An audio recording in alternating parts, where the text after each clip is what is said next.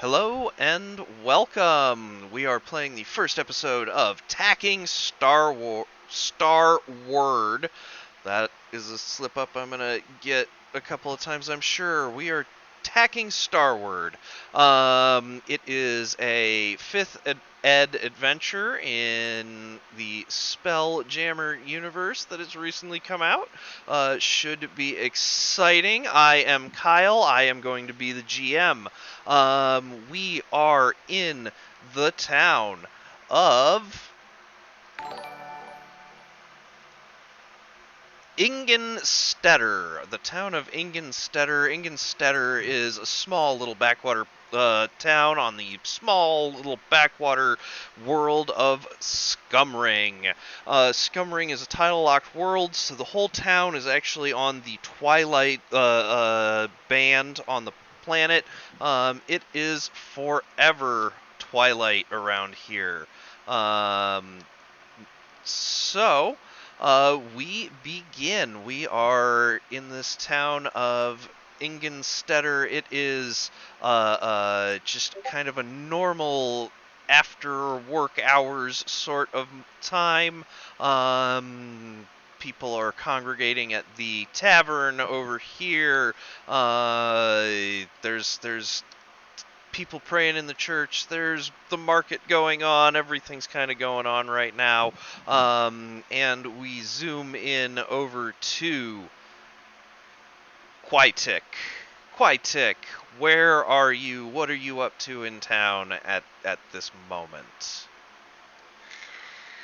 So, Bartek is a small, studious threat queen. She is probably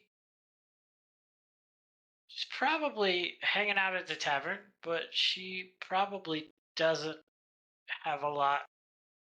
She's probably trying to sort of avoid people and stick to her books. She's she's not super fond of the people of this village, especially considering that they're not super fond of her family.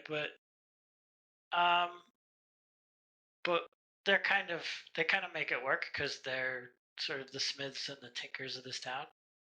Um, so yeah, she's just hanging out in the tavern, um, reading a book, maybe looking over at some of the other people around.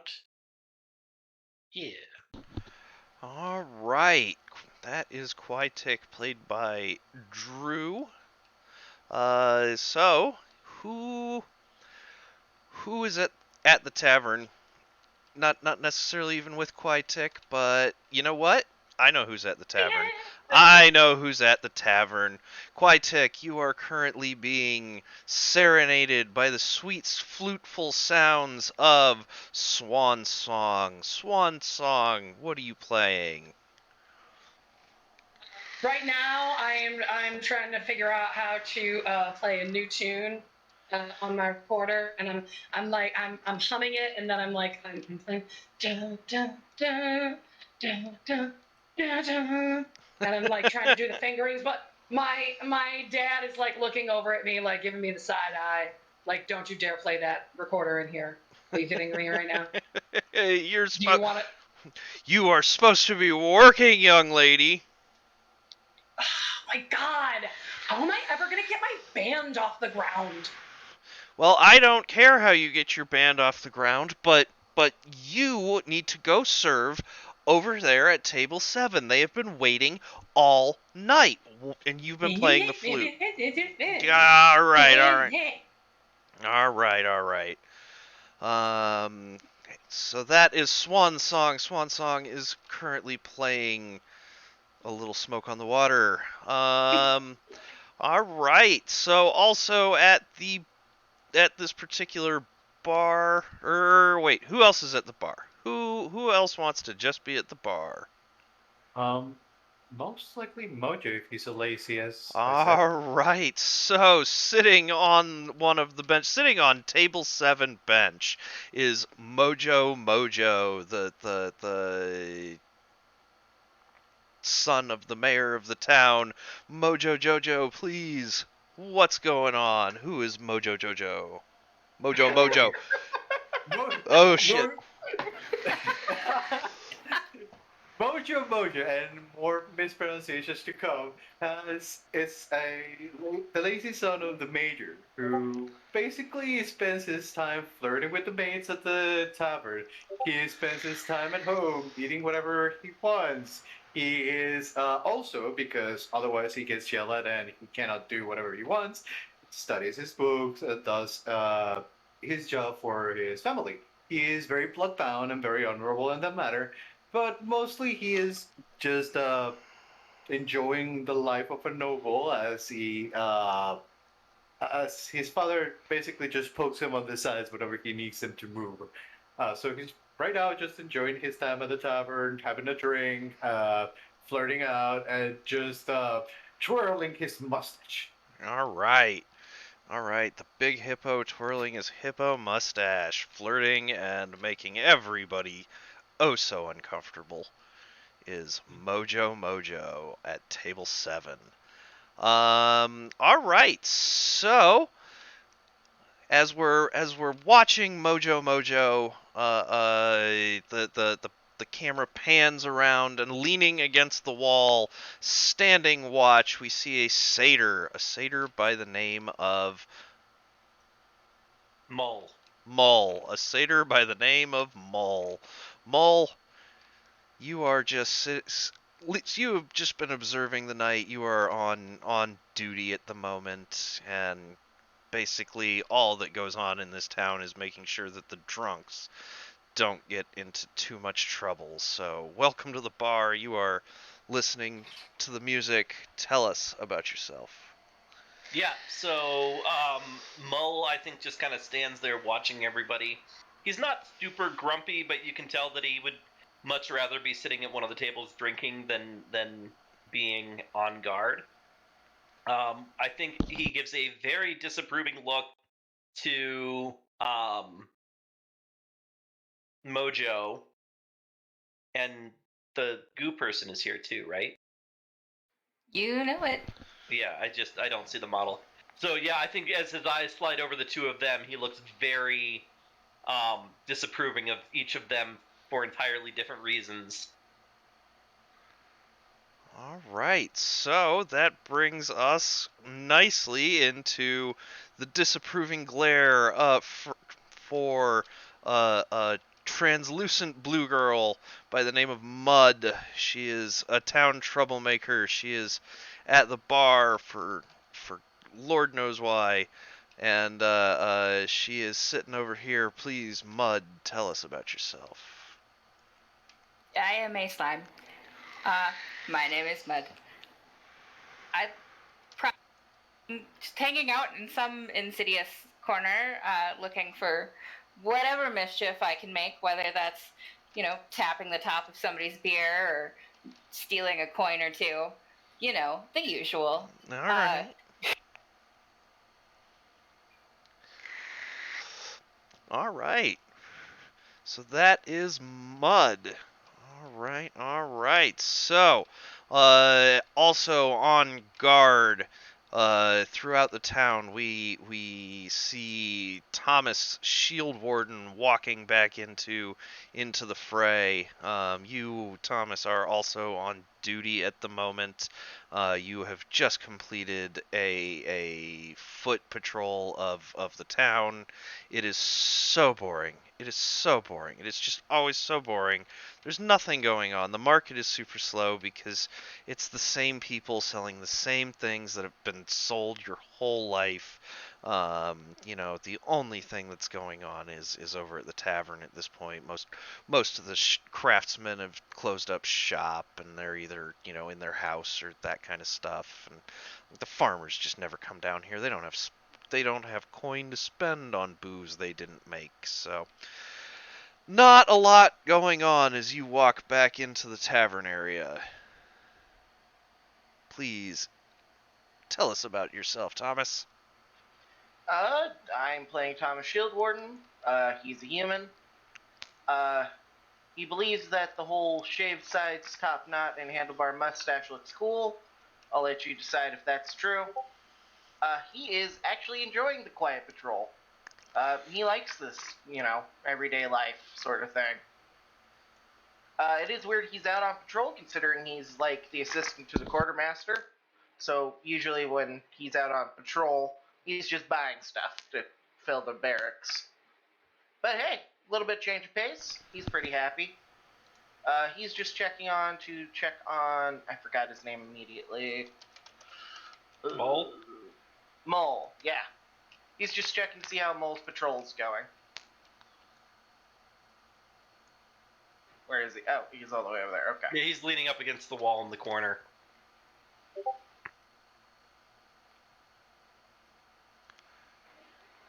There's a texture somewhere I'm not seeing. No, it's because the figures are set to snap. We'll have to change that. Toggle. Oh, are you fixing that? Oh. Toggle. Is there anyone else there you this, or can we start with the talking? Yeah, go for it. Go for it. You guys start doing some role playing. So, Mole, how's your patrol been? And none of these chuckleheads have tried anything yet, but I'm betting that slime thing is going to either get tossed out for being too drunk or for snagging somebody's purse before the night's out. Well, mud will be mud. Oh, that came out meaner than I meant it to. She's entertaining at the very least. Helps liven up the night, right? A pint would liven up the night even more, but no, I'm on duty. Well, I mean, I don't see the captain around, and I don't see anything. Well, it's easy to say when the captain's not also your father. That's fair. I just am in the barracks mostly all day, so me and the quartermaster occasionally have a little bit of fun. Come by sometime when you get the chance. I just finished brewing a new batch of moonshine myself. Oh, I'll come over as soon as my shift's over then. Perfect. Well, I might as well sit for a minute. It's been quiet tonight. Just gonna kind of sit at this table here.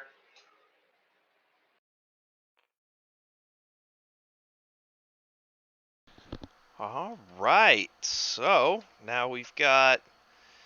You sit down. And you hear kind of over the loot from inside the kitchens area inside the tavern.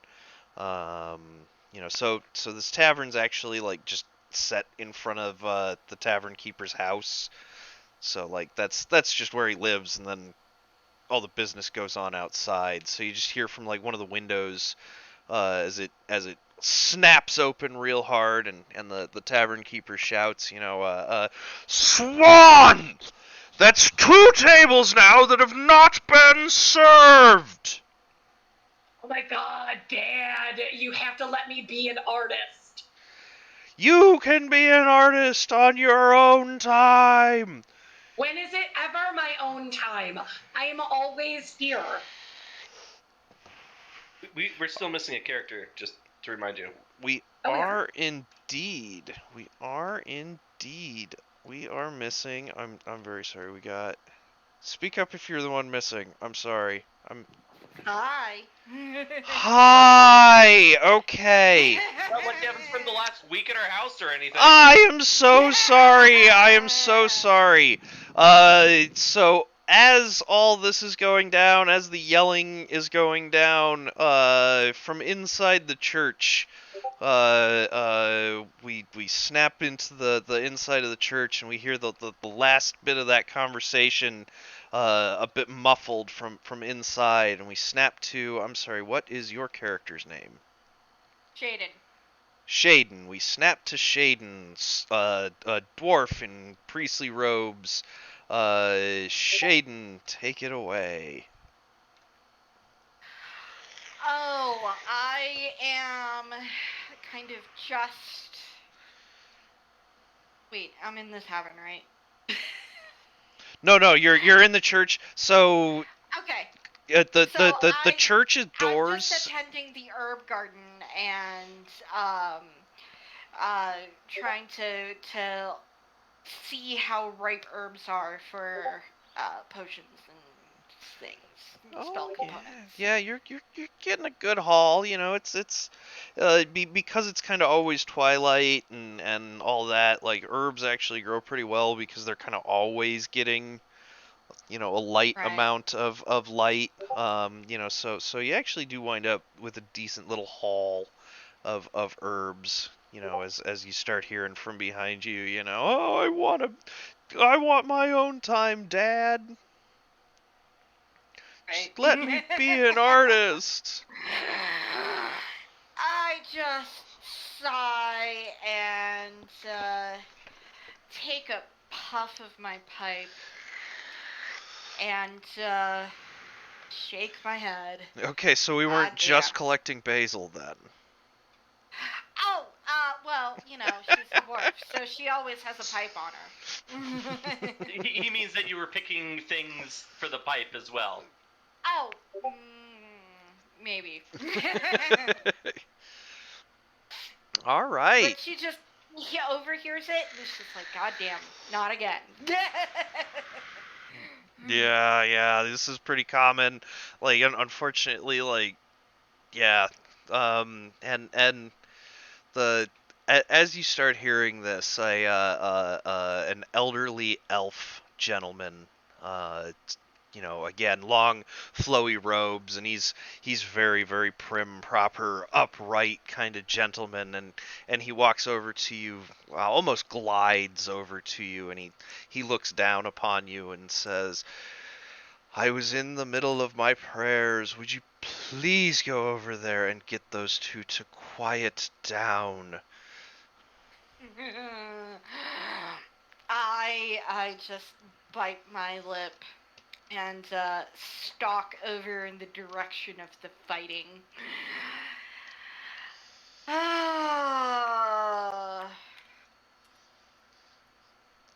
All right, yeah, so you... By all the gods, just shut up!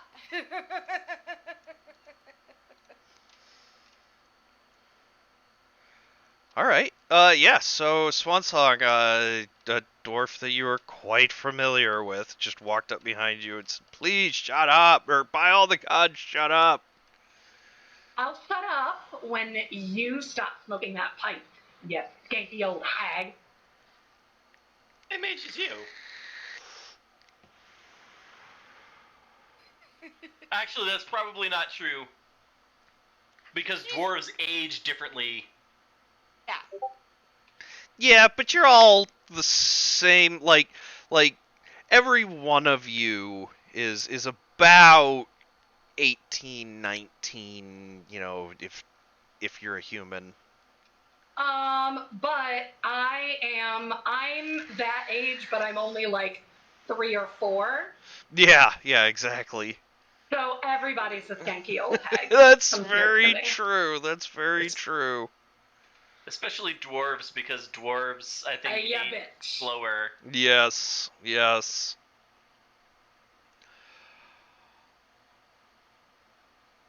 Well, Wendy, you just got called a skanky old hag. I remember that patience is a virtue, empathy is a virtue. I take a long puff of my pipe. Like, dude, that is not good for and you. I blow it directly into her face and stalk off. And I'm like, yeah, the head priest was praying. And I call over to her, guess who's gonna get woken up in the middle of the night with a serenade? I gotta practice anyway. I mean, I wasn't gonna say anything, but... Like, you know anything about art. You have to feel the art. To be the artist.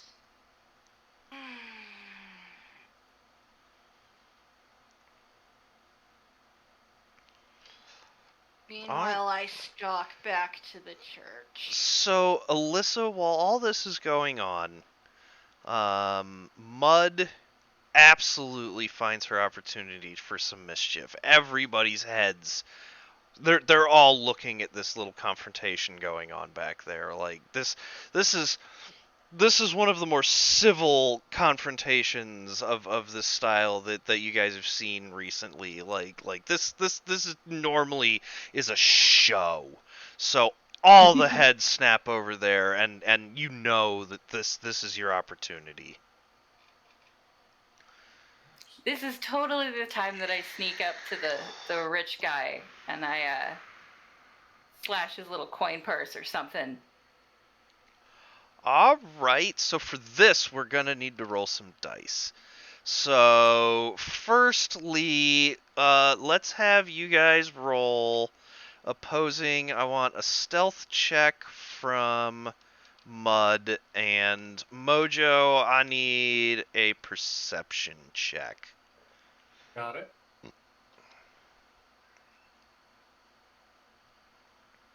Perception from Mojo would be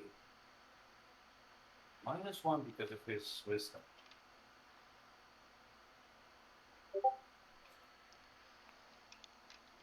Alright. I have had a dumb moment where I can't remember what I'm rolling. A d20 for stealth. Shh. R. Critical failure. Ah! I have not noticed as I am very enthralled by whatever the maid is saying, but he's mostly looking at how pretty No, she is. it's not the maid. Like you are on the edge of your seat because oh my god, the flute playing bird and the priestly dwarf are about to have another fist fight. So you are just There edge you of go. your seat. So Alyssa, James? yes. I'm sorry. I am specifically watching for this. So I'm if sure you don't you mind, I'm are. gonna roll as well. Yeah, absolutely. Lee, what did you get? I rolled a 14 plus my, I think it's what, plus 2, so that's 16? Perception. Oh, there it is. Why? Oh, I know why. Okay. Okay. Well then, I don't notice it either. All right, yeah, Lee, you. Can I make a shot? Yeah, I mean, you also know that when this happens, like that this is her time to make her move. Quite a weird argument, but can I also 15. notice it's I will give it to Drew just based on the fact that I'm sorry, Quatic yeah. is sitting like at the same table, so yes. Well, and, like me and Mud are friends, so I know she's up to some shit. Yeah, no, yes, absolutely. You're not supposed to say anything. But I also don't notice, so it's fine. All right, yeah, You know I'm no, getting a cut. so One second, my proficiencies are wrong. I should have proficiency in performance. Why doesn't it? in performance, Or, sorry, perception. perception. Why is that not in there? Could have sworn I selected it.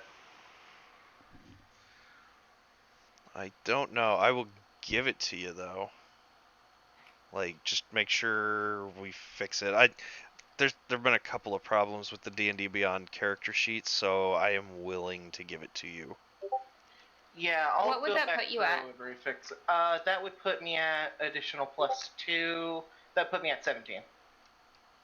Damn. Oh, yep. Okay, so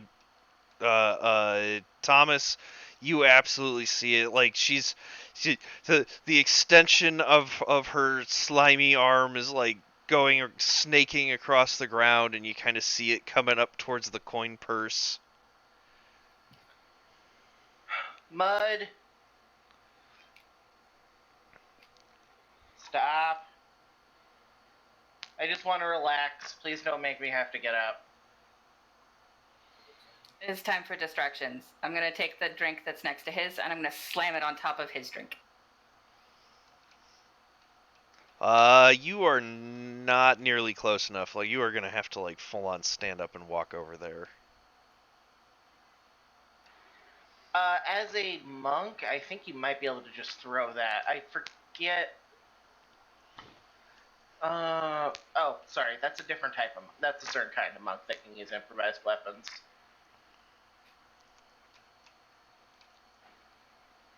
You can still throw improvised weapons at me pretty effectively, though. That should work. You just won't get proficiency. I'm sorry, I'm being a backseat player here. My apologies.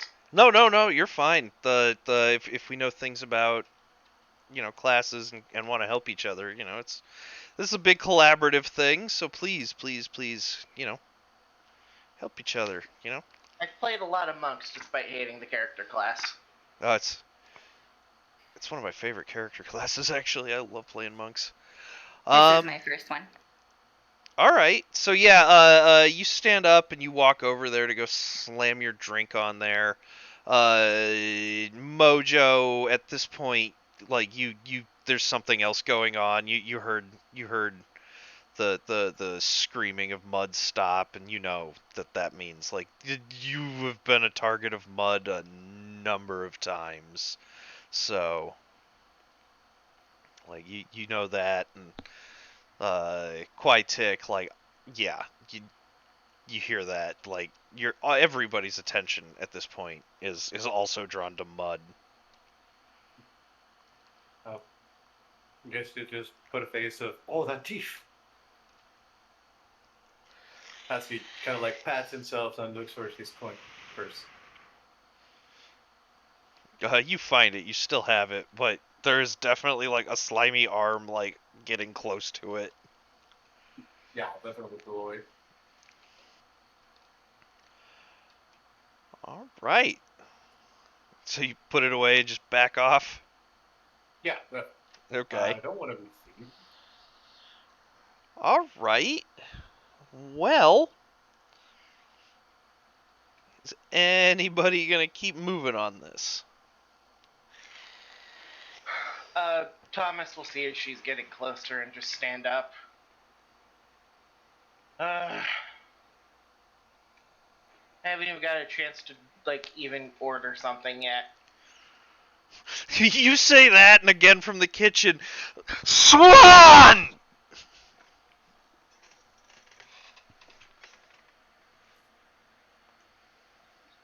Dad, fine.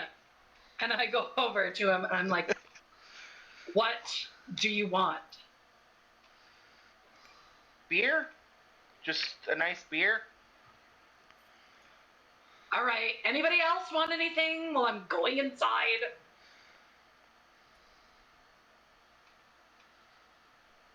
Anybody? Nope. Okay, thanks. Mojo, you've been sitting at the table unserved as well. Just saying. Yes, I'm waiting for her to come back so that I ask her something. Okay. All right. It's gonna be self-important. Once she comes back, he's gonna say, "And my drink? How longer do I have to wait?" Did you order a drink? Like 20 minutes ago. I'm sorry, I don't understand what you're saying. Sorry, dude. Is that in character or out of character? That's in character. Sorry, that's in character. Okay, he's just gonna go. Exactly. Yeah, okay. I'm just gonna get you a beer. Does that sound good? Sure does. He just gives you So- the eyes, but yeah, that was So it. yeah, you get inside, Swan, and 2 mugs of beer get planted down in front of you, and your dad is just glaring, and he says, "Was that so hard?"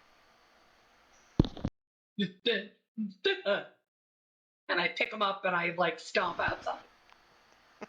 All right, so you stomp outside. About the time that you are stomping back out the door, from across the tavern all the way over at the mayor's house, which is over in the southern direction here. The door busts open, and your dad, the town mayor, busts out, and he's just like, "No! They're in the pantry again! It is infested with rats! Mojo, I told you to take care of that!" And he comes stomping across the courtyard area between the tavern and his front door, and yeah, he's just stomping right towards you, Mojo. Oh dear. I seem to have forgotten about some little rat infestation. They're enormous now. They have been eating, and they've gotten so big. I've seen them. They're as big as my leg. And when he says this, like, you're like, oh my god, because he's a giant hippo, man. His leg is like 4 feet long and like stout as a tree. Just yeah, and he just comes out and he's like, all right. You deal with it right now, and then he looks, over at the Thomas and Mull, and he's like, "You two go with him. Make sure that he gets it done this time. Get down there." And he says that, and As he walks by, I want to make one last grab for his coins. okay. Give me I think just a pickpocket this time. No, there is no pickpocket skill. That is just sleight of hand. Sleight of hand. Give me a sleight of hand.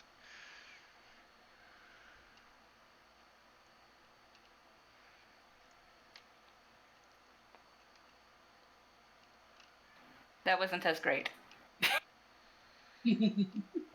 Oh no. 9 in total. I got a 12 on my perception check that time. Crap. Oh, Mull, before you even can say anything, like you see the move go again, and before you can say anything, the mayor of the town, Ev, your dad, he walks over to I'm sorry, what was your character's name again? Mud. He walks over to Mud and is like, "And for that, you're gonna join them, and I'll forget all about it. Now get in there!" And he pushes you into the row with everybody to go eliminate rats, and looks back over to the 2 guards and says, "Make sure they get it done." Mull will turn to Thomas like, "I'll go get the cleric. I'm sure somebody's gonna get a rat bite and it'll get infected." He'll head out towards the church. Alright, let's deal with this. Come on, you guys. It's not like I really did anything. You have plenty anyway. Please don't piss off the mayor. All right. So as you guys are It's not healthy for him to be all calm. conglomerating, Mull, you go banging on the doors of the church, on the inside of the church. I'm sorry, Wendy, what was your character's name again? Jaden. Jaden. You start hearing a knock. Oh, I go over to the door and answer it. I see him standing there, and I'm like, "How may I serve you?" Hey, short stuff. The mayor just ordered us to go and kill some rats that are, quote, as big as his leg, unquote. I have a feeling that we might need a little healing if things don't go well. She sighs, clutches the amulet around her neck, looks up at the ceiling, squares her shoulders back, says, "Let me go get my kit." She goes up to her room, rustles around in there, and comes back with a pack. of things. About the size of a bread box. And says, "Lead on, sir." Uh-huh. While this is happening, I think Critic looks up from her book and just looks around and does the her mandibles and antenna sort of chitter and shift in the Thrycreen equivalent of an eye roll. And in Mud's head, she just hears a rich but sort of soft feminine voice be like, "You're gonna get creamed without me." And she just walks up behind Mud. I'm gonna look over my shoulder and glare.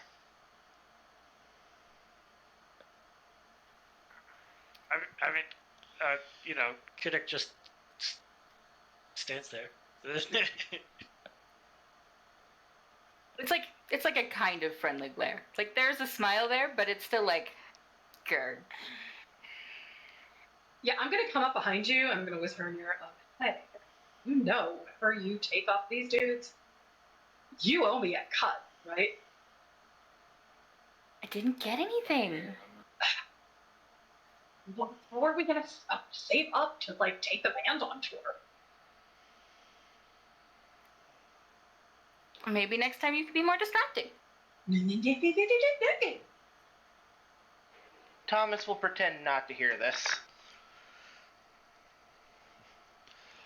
All right, so everybody gathers at the front door. Swan, you do know that if not an epic story, you are about to see something hysterical is gonna go down. This is something that's worth joining in on, because Oh yeah, I'm totally going. And Yeah. I know sleep. I can put those fucking rats to sleep. Bam. all right, Pied Piper style. Sweet. Betcha. All right, so everybody gathers at the door. They go inside. He's, his house is as opulent as he is. It's very rich, nice woods, and lots of deeply colored fabrics. Purple's the expensive stuff. Gold lined. It's the tackiest thing you have ever seen. But it's still kind of bare, because there's only so much that he can get from back here. So, but it's gaudy what he does have. And then he leads you over to the stairs, and let's get everybody to roll initiative. We don't have anything. Okay, so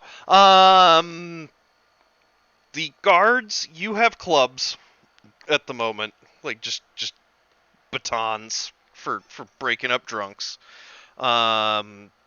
It's your house, Ev. You've similarly got some form of baton. And then yeah, and anybody else who might want some form of club, you can definitely take it. We still have no armor or shields, right? Yeah, no armor, no shields. Okay. So yeah, let's get everybody to roll initiative. Alright, I'm rolling a die. I rolled for myself. I'm going to roll one for Punky. I'm so sorry, love. Oh no. Oh no. Somebody roll one for me. I'll roll one for you in a second. Thank you. What was my score? You have a -1 to initiative, and I rolled a 3. 9 for me. I got 4.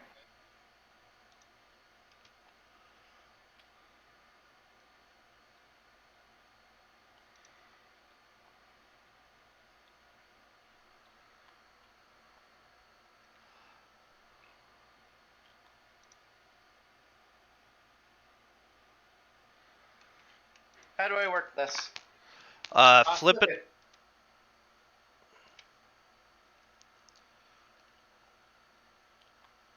How do I put in the number?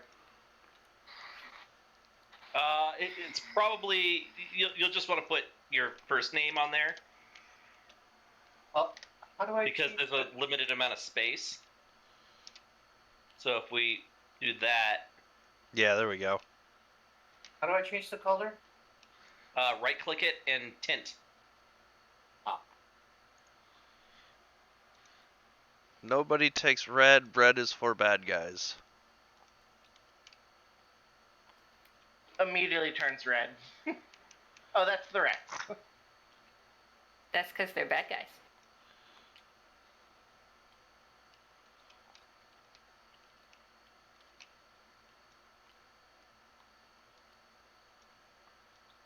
What are you even doing, CD? Did Me? someone roll for me? Oh, I'm sorry. Can be done. I did much better for you. Oh, good. 14, and your initiative is Plus That was 3. +3. Oh, Yeah. hey.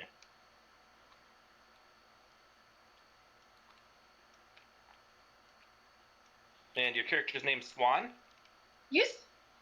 That's Swan Song. I get it. That's funny. Wow, it Cha. took you a while, Colin.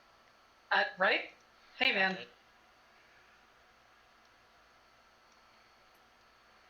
And you kind of want to be a pinkish color, I should think. Probably. Match your feathers. Yes.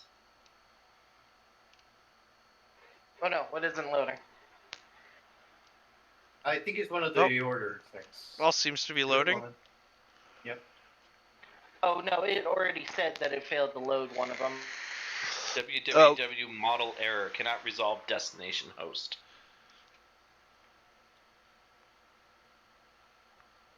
What's you not getting? What's the white Your little box? white- Oh yeah, those white circles there. Where? Oh. Okay. It's barrels.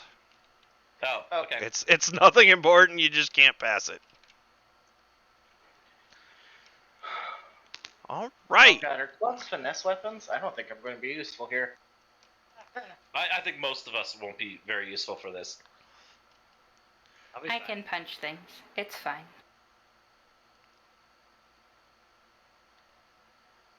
Alright, so I'm taking off my scale mail and my shield, and I'm just going to add in a club.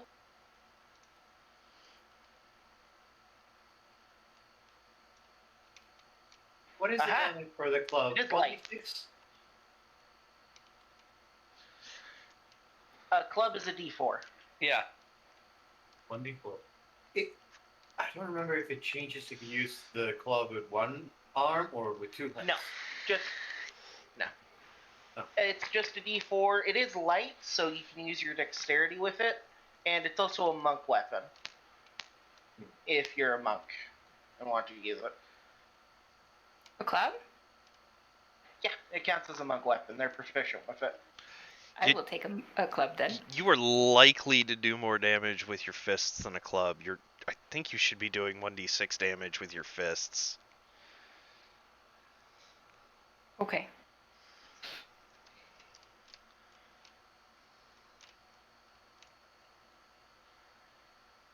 Oh, 1d3. So, same damage either way. Or 1d4. Yeah, it's the same damage. Same damage. I was like, I'm pretty sure it's not a D6 till 5th level, but yep, Okay. it is a yeah. D4. Yeah. Take your pick. Probably fists. I gotta prove that slimes are awesome. All right. So in D&D, slimes are awesome, I should say. Yeah. I was reading up on them and was like, woo, that actually sounds like a lot of fun. Make that a monk. That's a really cool combination. I was referring to gelatinous cubes and black oozes. They're all scary. Oh, yeah. Those are. Most oozes are terrifying. Yeah, don't worry. I got a beholder down here, so don't worry about the cubes. I call him Jimmy. All right. We got everybody on the. We got Mole, Thomas, Swan, Rats, Mojo. Yep, we got everybody. All right. So, the mayor has, opened the door to the basement. We are good to go. Guys, let's take a quick 5-minute break right here before we get into combat, and then we'll keep going. Well, All right. All right, guys. We will be back in about 5 minutes. And we are back. We are back as we are about to fight a bunch of rats. Huge rats, according to Mr. Mayor. Yeah, like I say, the mayor lets everybody down into the basement, opens the door, and says, "Please get rid of these rats. My useless son has not achieved it." And we are going to start with Mull. The door opens in front of your little party. Okay. And so because of the size of the stairs, it's going to be 15 feet to get to the base, so you can move as if you had just moved 15 feet.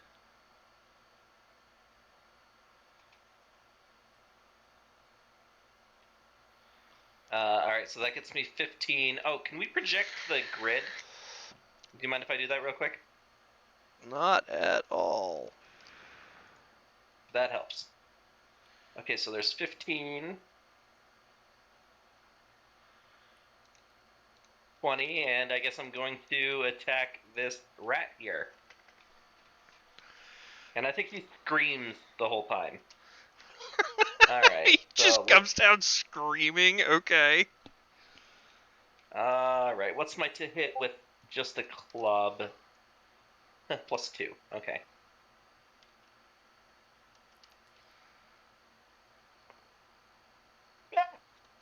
I doubt a 6 is gonna hit. Hey, you miss.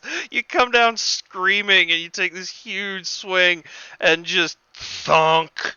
You crush right into the barrel on the wall here. Awesome. You leave a little crack. All right. So after Mull, it is Thomas. Thomas, you come down next. Thomas will come down the stairs, head over to this rat, and then take a swing with his club.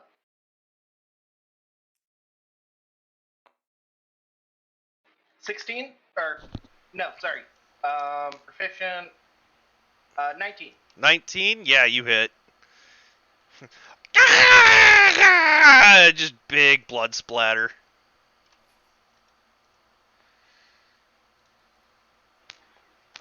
It is for 4 damage. Yeah, you kill it handily. He's dead. All right. After Thomas, Swan.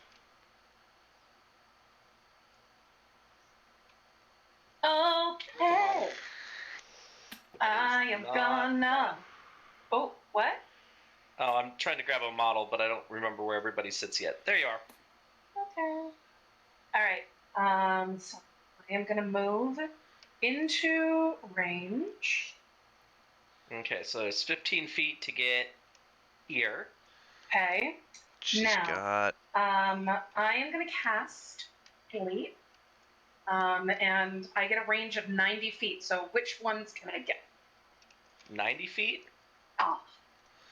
Alright. Like, I think just about everything. Where is the sleep spell? Yeah, all of the ones you can see. So I don't think you can see these guys over here. Okay. Oh, it's a 20-foot sphere. Uh-huh. Okay. Okay, yes. So you could absolutely get like these 6. Yeah. Well, if it's 20 feet in. So yeah, you could absolutely. 1, 2, 3, 4. No, like you can get 3 of them. Because 20 feet is only 4 squares. Oh, it is, isn't it? Yeah. So you I'm can bad get at math. any, Whatever. Just tell me which ones I can hit. either the group in the back or the group in the front over here. So I feel it's like actually, we need to subdue the group in the front first. So how it works is it's a 20-foot radius, so it's a 40-foot sphere. Oh. It's 20 feet within a point. So can I move further up? So anywhere within 90 feet of you, you can put a point, and within Okay. 20 feet of that point, they fall. Perfect. Yeah, I'm going to Depending on do what it like you're right in the middle of that group that's right there. You want the ones that are directly in front of you, or the ones Correct. that are like further in the back? I want the ones that are directly. We want to take care of those ones first so we can get in, bonk all of those on the head, and then we'll deal with the other groups as they come. So you can actually get all of them if you point it right. Yeah? Yeah. Sleep in a confined room like this is pretty good. Yeah, you can get Okay. all of them. Okay, You point at so the very I'm seeing that you're drawing that orange line with the origin point in the crates. Is that right? No, but that's CD. That's 20 inches. That's not 20 feet. Each That's not 20 inch feet. Yeah, is sorry. 5 I just feet. realized. Yeah, so you're counting, you pick a point and anything within 4 squares of that point. So yeah, if you throw it back into the crates here, here's 1, 2, 3, 4, and 1, 2, 3. Yeah, so they're all within 4. Yeah, but I kind of feel like we need to take care of the ones that are like right in front of the door. Well, but I'm also right in front of the door. Let the guards hold the line. Take the ones in the back. You're the ranged All right. spellcaster. Fine. All right, I'll get the ones in the back. So I'm gonna cast that now. It says, starting with creature that's lowest hit points. Okay, so I don't know. So whatever. All of them within that range fall asleep. Okay, up to how many hit points?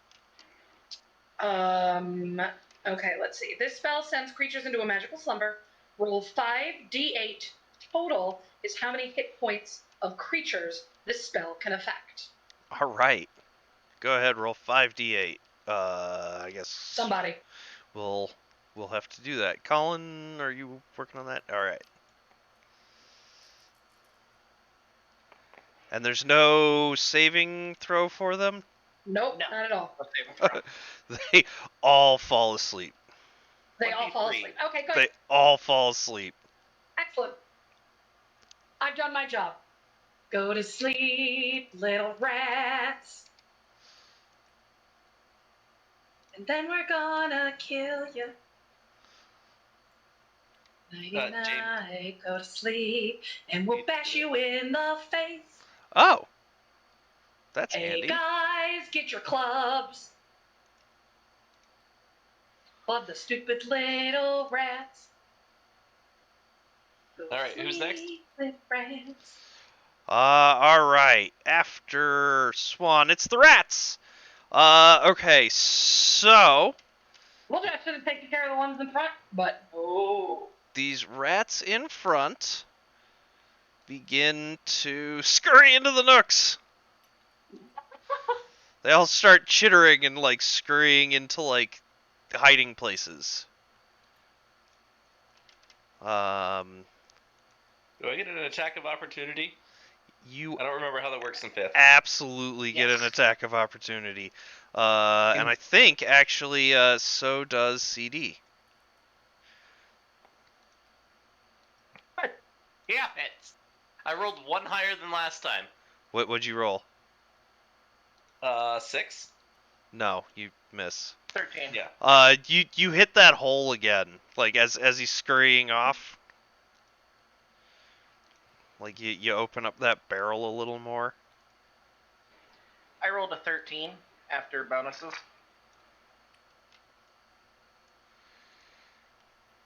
Yeah, go ahead, roll damage. My minimum's a 4 if that helps you. 6 damage. It dies.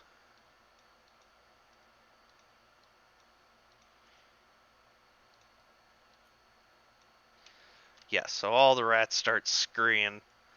This one dead as fuck. Alright, so after the rats is Mojo! And you help me with a token? Oh, I'm sorry, we are... Let me go to Hero Forge real quick. I think it's probably Brood. We got this one token kind of late. Digital downloads, download, open, and that gets extracted to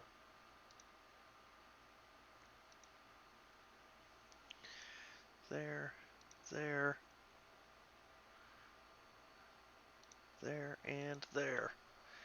And then objects, custom asset bundle, boom, and it is going to be Mojo.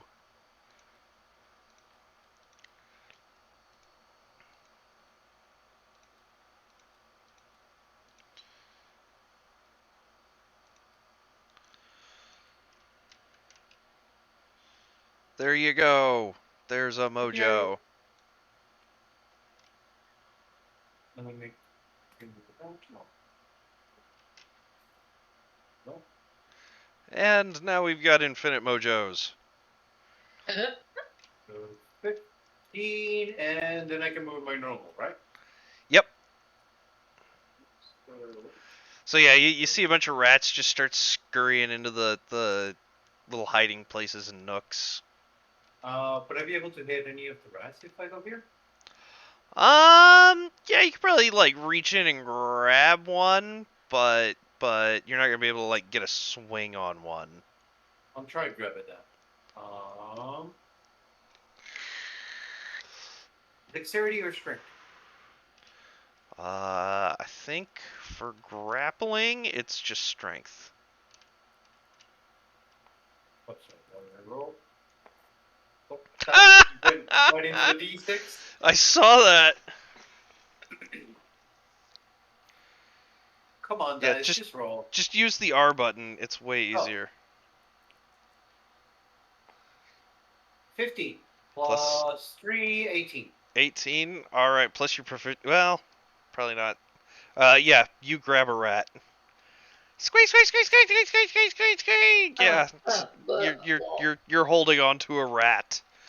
All right. After Mojo, it is quite. I'm sorry. Pronounce it again. Quitek. Critic. Quitek. Quitek. Yeah, close enough. It's your turn. I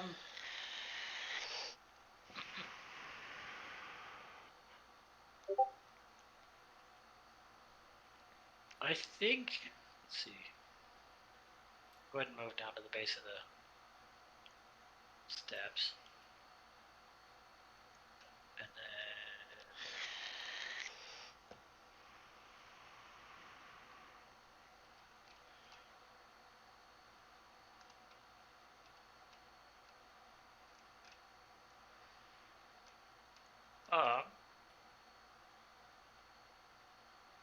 I don't think Critic's in any particular rush, so I think she's just gonna Ray of Frost the nearest rat that is not asleep. I'm gonna Is say that, it's is that the one. one that's like Yeah. exposed? Yeah, that's one. Like these two are scurrying back to the back wall. They were kind of exposed and.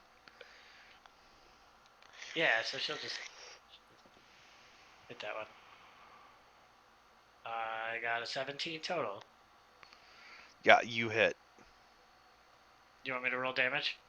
Go for it. Okay.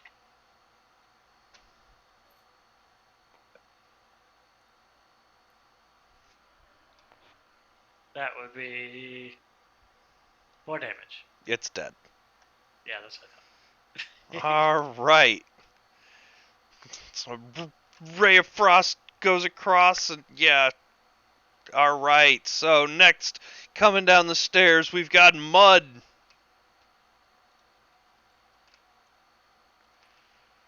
I'm gonna come in and I'm just gonna see a vague shape of where a rat went to, and I think I'm just gonna hit the entire collections of barrels right here.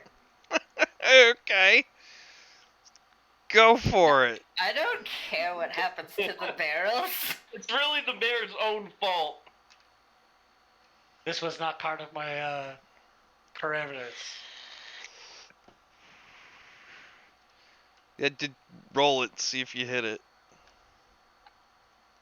Let's see, 9 plus, what's my plus to hit? Plus Roll it unarmed strike plus 5? one more time. Re-rolling this with disadvantage. Roll it one more time. Not crit. Yeah, Or you not crit, yeah, fail. you slap the side of the barrel with just a mucky as it snaps onto the barrel, and the you hear the like a rat chittering where you like caught the very end of its tail. Just like almost sticks its head out saying nanny nanny boo boo. And yeah, that brings us to Shaden. Yes. Shaden comes down the stairs. Shaden can't get off the stairs because there's a giant. Well, you can go through your allies. Yeah, well, I'm short, so I kind of elbow my way through. What the heck is going on here? These are not just rats. They're just rats. They're just big. Rodents of unusual sizes. What the I don't think hell, they exist. man? Who? What potions did they get fed? Jesus. Alright, so you can move 2 squares from the bottom of the stairs. So basically any of these. Okay, so I will, oh,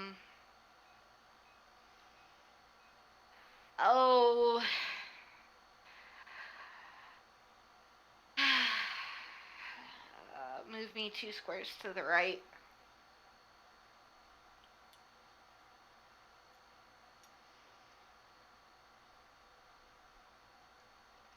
Okay. Alright. Can she see any of the ones that went into the shelf there? Roll a perception check. Will you roll for me, babe? Oh, yeah, because you can't roll for yourself. I'm sorry. Fuck, I'm rolling bad tonight. You don't see shit. Sorry. I'm hopping over and trying to peer around all the bigger people. You do still see this rat and a bunch of sleeping ones down that way.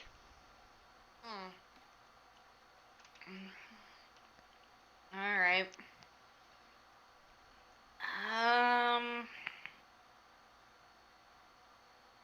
Spells can I do? Well, first off, is anyone hurt? No, not yet. Not yet. Emphasis on yet. You're still sharing my screen, right, love?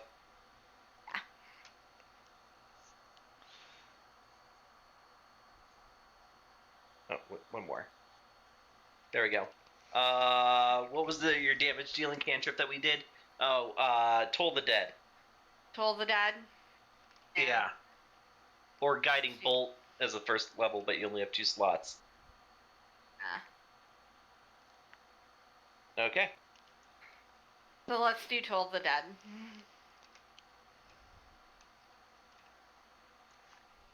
9.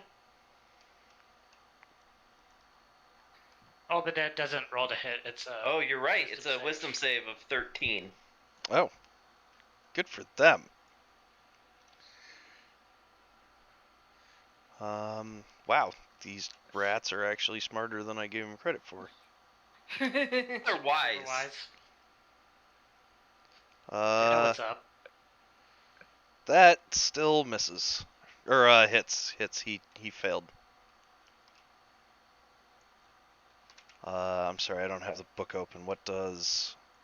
It's I'm a pretty D8 sure damage. it's 1d8, yeah. Alright, roll that 1d8. All right. Maybe. Yeah, 1d8.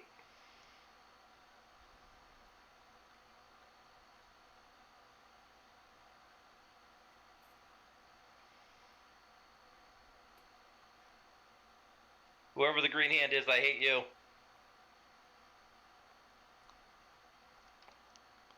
Alright, 8 plus your wisdom. So, or 3 plus your wisdom, which is 5. 8. Yeah, dead. 8 necrotic damage. Dead Then rat. Don't I have a +3 to wisdom? Plus 5 to wisdom. Oh, yeah. You are Alright, wise as fuck. Jesus. yeah. No, she's got a +3 to wisdom. She's only got a 16.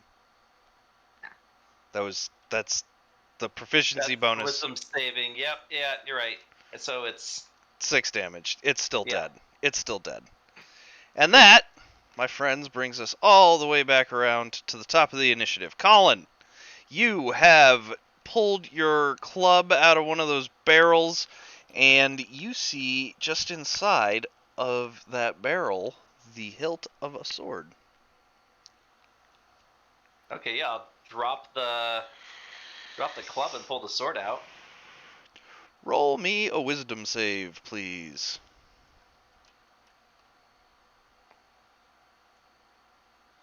I need new dice.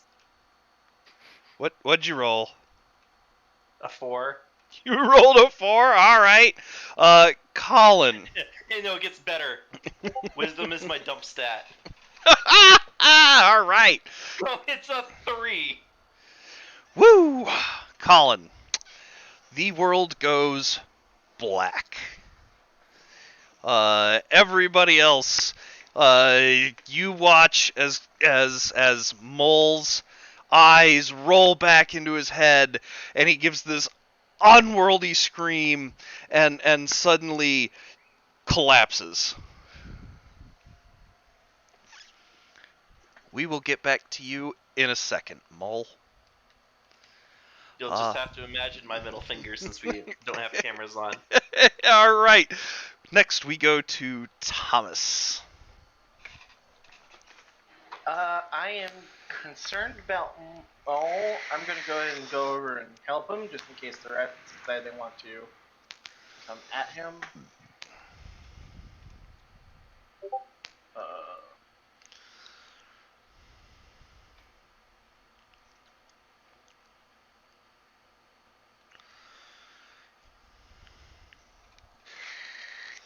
Sorry, he's right there. Let me move over there instead. Bye. You're getting backstepped. All right. So you move over there and what? Taking a readied action or Yeah, I'll use a ready action to prepare to attack any rats that might okay. try to attack him. Can I help him up? Try to wake him up? Sure. Roll me a medicine. Straight D20.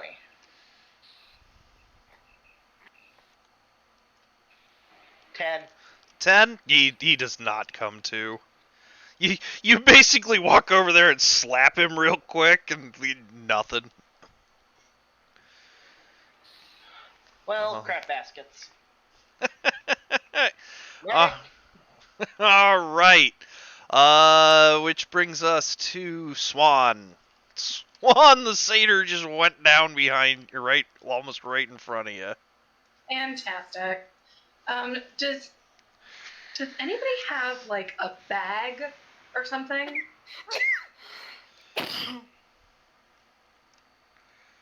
Or would there be a bag down here that we could see? Like a bag? Like a bag, just a burlap sack. Yeah, it's full of potatoes, but it's over here. All right. I'm gonna go over there and get the burlap sack, dump out the potatoes. Right, 1, 2, 3, 4, 5. Yeah, you can reach. Used all your movement, and the action was dumping out the potatoes. Mm-hmm.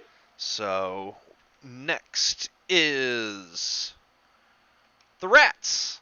The rats. The rats. The rats. All right. So these rats back over here start running this way. Almost like they were trapped back there.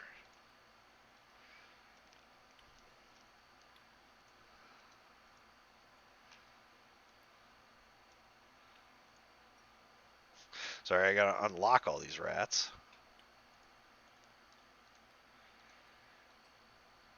Screech, screech, screech, screech, screech, screech, screech, screech. Yeah, all they do that. Let's see, these rats hitting there. Ever you are being bitten by a rat. Give me a second. 1, 15, 9. Ever, what is your AC? 9? 9. Ever Yeah, you because- get bit, Okay. chomps right down into your hand. Take 1 piercing damage. Okay. Right in the hand. He screams, "Oh, bugger!" Yep. So you got bit, and it's your turn. Can I take a step and use the rat to whack the other rat? The other rat is like hidden in a nook and cranny, so you can use the rat at disadvantage. Yes.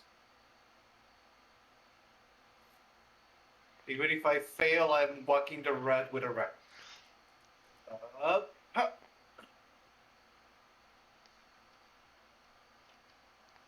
10 plus 3, 13. 13.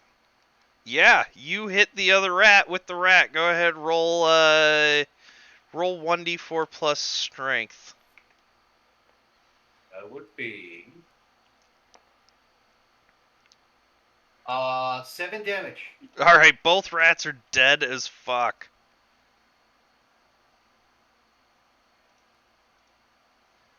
Wait. Leave them there.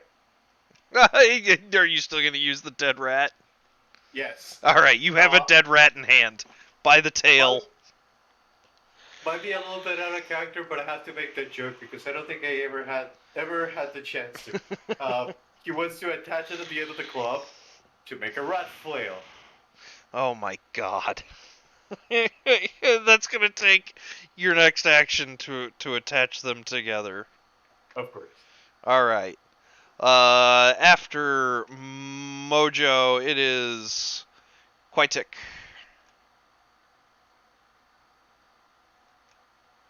All right, so Kudik is going to. Oh.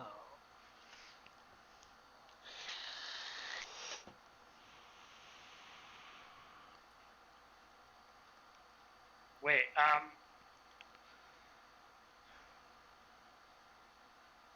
Can I telepathically reach Maul? How does your telepathy work? I just telepathically can contact people And that's within range. that's pretty much how your form of communication works. Yeah. Yeah, you can absolutely do that. I mean, is there any sort of response? Maul. No. No, actually, you get an echo back. Interesting.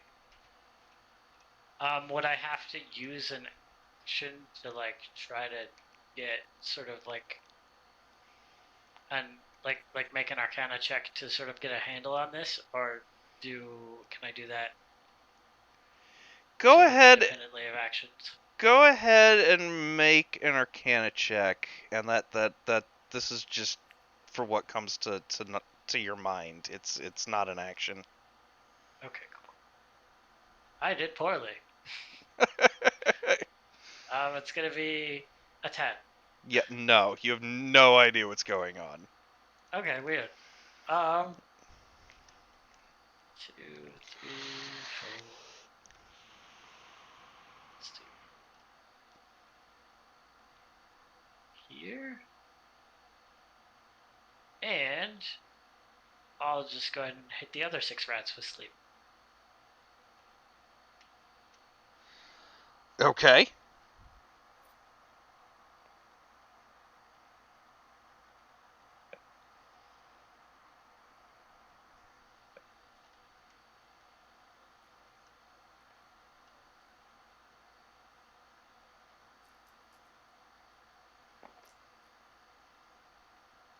They got a total of 25. Yeah, they're all asleep now. Alright then. They're all asleep. Well done. Well done. There's Oh, a that's bunch. why I got the bag, because now we gotta go and we gotta collect them. Okay. And then you drop them in the well or something? Yeah. Or, I mean, I'll take them and do something fun with them later. Yeah, fair enough. So there's one conscious rat left. So that was Quiddick. Next is Mud. Oh, you know I'm gunning for that one. I am going to destroy these barrels. I'm going to crack my non-existent knuckles, and then I am going to punch the barrels. Alright, so roll at disadvantage to see if you hit the rat itself. I would like to be clear, I'm not aiming directly for the rat. Yeah, I know. I see what you're laying down here. That time I got, a 10 plus my... And then roll it a second time.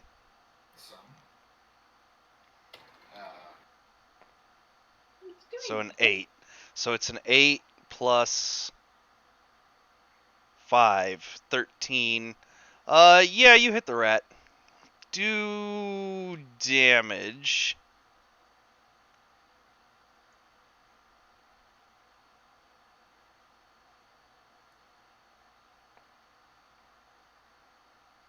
One. Plus 3 bludgeoning? Plus 3 bludgeoning. Yeah, you kill that rat. You also wind up cracking one of the casks, and now there's just a fine wine just getting poured all over the floor. So we can handily exit combat at this point. They're either all dead or asleep. So you can have a sack of rats. So Colin will get you in just a second. Everybody else, turn order is over. There's fine wine pouring on the floor. There is a satyr just like on the ground with like now that you're all not chasing rats, you can even see like his knuckles are white around the hilt of this scimitar, just white. I'm gonna drink that wine. Priorities. All By right. drink, you mean like... I'm gonna try lay and in get it? this scimitar out of his hand. Roll me a strength. Let's see here. Strength save or normal strength? Normal strength. 17? 17, and then... No, that does not do it. That doesn't do it. His knuckles are locked on there, and it's almost like they are attached to it. Like they're just not coming up. So you're there prying. Mojo, what is Mojo up to? Is he still just tying rat tails together?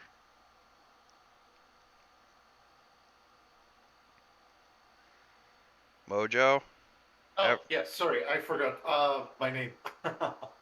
Yes, he quickly ties it up because he's very proud about it after the fucker bit him, and then turns to see, oh dear, Papa's gonna be so disappointed about that wine.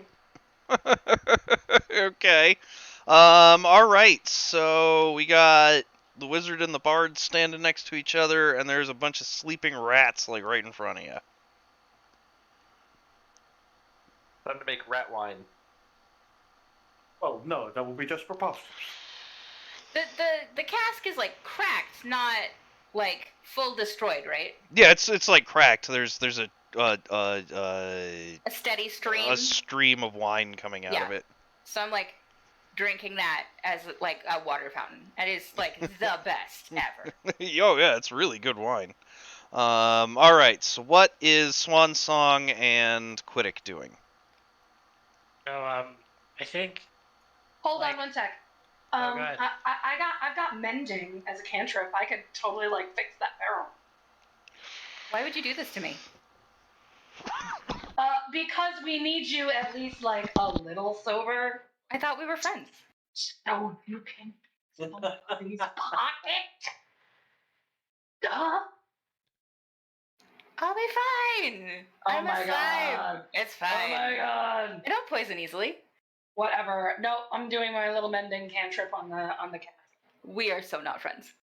So I think while this whole thing is happening, again, like shifts of mandibles and antenna and just Critic is rolling her eyes so hard. But basically around her carapace and down along her leg climbs like a spider. Like a pretty big spider. I mean, Critic is small, but it's still like, I don't know, tarantula sized. Okay. And also, Kurdik sort of summons some force and like telepathically directs them to start picking up rats. So both like an unseen servant and her familiar are both Just working. grabbing rats and putting them in that sack. Yep. Okay. And then And I think Kurdik is going to go see if she can tend to Maul, maybe like do a little bit more like okay. intense study and see what's Yeah, up. absolutely. So Shaden, while that's going down, you're standing right next to Maul. What are you up to?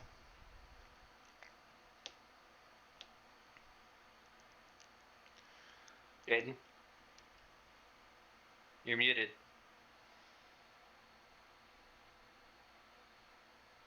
Sorry, which one's small again? Colin. I'm all. Oh, the satyr. Yeah, the satyr who like grabbed his sword and then went down hard. Passed out. Yeah. Yeah. So I think I have range. I could probably do cure wounds on him. Right? Yeah. Yeah, I mean, you don't necessarily know what happened. He just went down, so he doesn't look like injured. And my hand is locked around the hilt of a sword. Well, there's more than one kind of injury. Maybe he's having a freaking flashback. Who knows? Or a seizure. Perhaps it's a heart attack. Maybe it's a stroke. Actually, I'm gonna do healing word just in case. Okay, yeah, I'm not even gonna roll it. You cast it just fine. It does absolutely nothing. Absolutely nothing. Absolutely nothing. So, we are now going to Colin, to Mull. Mull, you are floating basically in a space that looks exactly like our room. It's ethereal. There's many colors and all sorts of points of light all around you, and you hear in your head, who are you?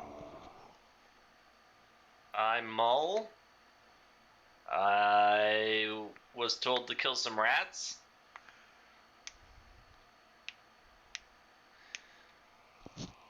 Why did you wield me? Because I was killing rats with a club and not, a real metal sword.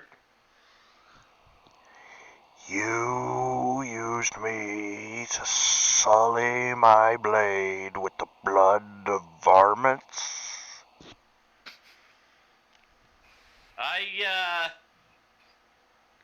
feel like you are assuming that I knew that you were sentient and not just any other sword. Do you know what you have wrought? I assure you I do not.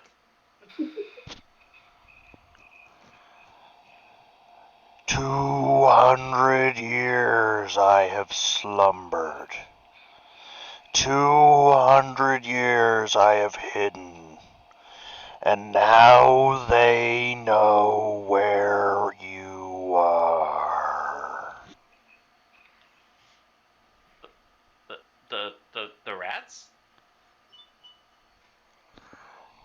Far, far worse.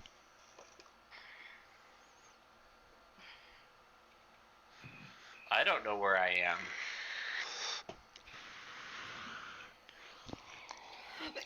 You are on my plane. Okay, but Lo- can I not?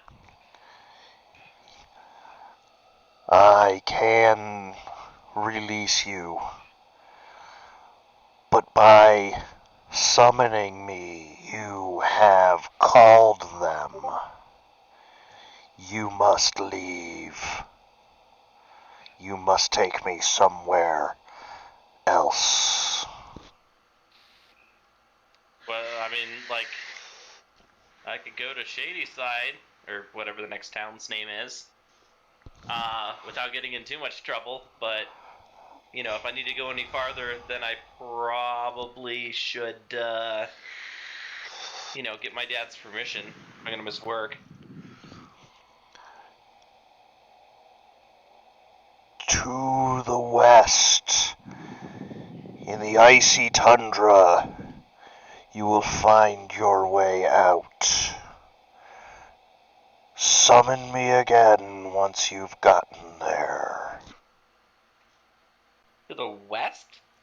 And then, boom, you wake up. Sword's haunted. Nobody touched the sword.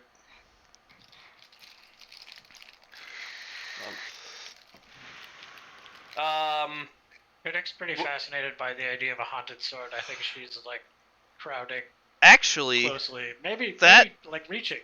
that's interesting. Were you telekinetically or telepathically linked during that? Were you still holding on to that? Yeah, I mean, I didn't disengage it, so there's no reason I wouldn't still have it. You heard every word of that. Interesting. All right then. Is Swan holding an empty potato sack, or did she do something with that? No, it's full of rats. Yeah, it's starting to get full of rats. There's. I mean, it's at least got there are several things. Okay. Putting rats in it. Then I will dump out a different potato sack, and using the burlap as a glove, I will grab the sword, and reverse the sack around it, and then kind of guiltily remember that Mojo is there, and kind of wiggle it the sword told me that I need to take it west, and it teleported me to another plane of existence, so I'm going to do what it said. Well, that is most unorthodox. At least I have to look further now. Could you wait until I leave? Well, we have to tell him before. We wouldn't like to get in trouble. But what if he says no? And then I have an angry magic sword. I'm just gonna scoff in the distance and probably choke on some wine. I'm sure it'll be fine. Whatever happens here probably won't be terribly important. Please don't smite me, angry sword god, possibly? So if we just do it quickly, I'm sure your father won't be too worried about it. So you all begin hearing a commotion outside. Ah, crap. Thomas will start running up the stairs. Same. Go ahead, leave me behind. Yeah, There's follow. still wine. Quickly, There's grab the not. slime.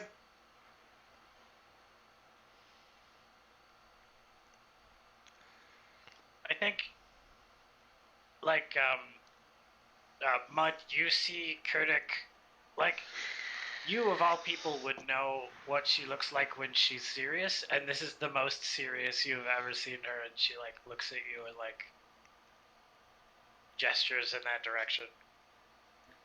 Fine.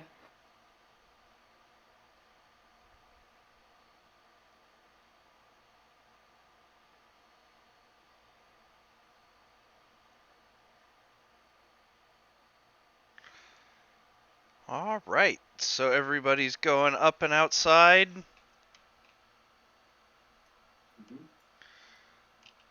Cool, cool. So,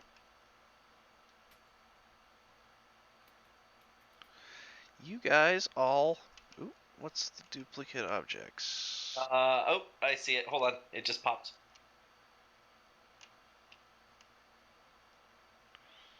Okay, try now.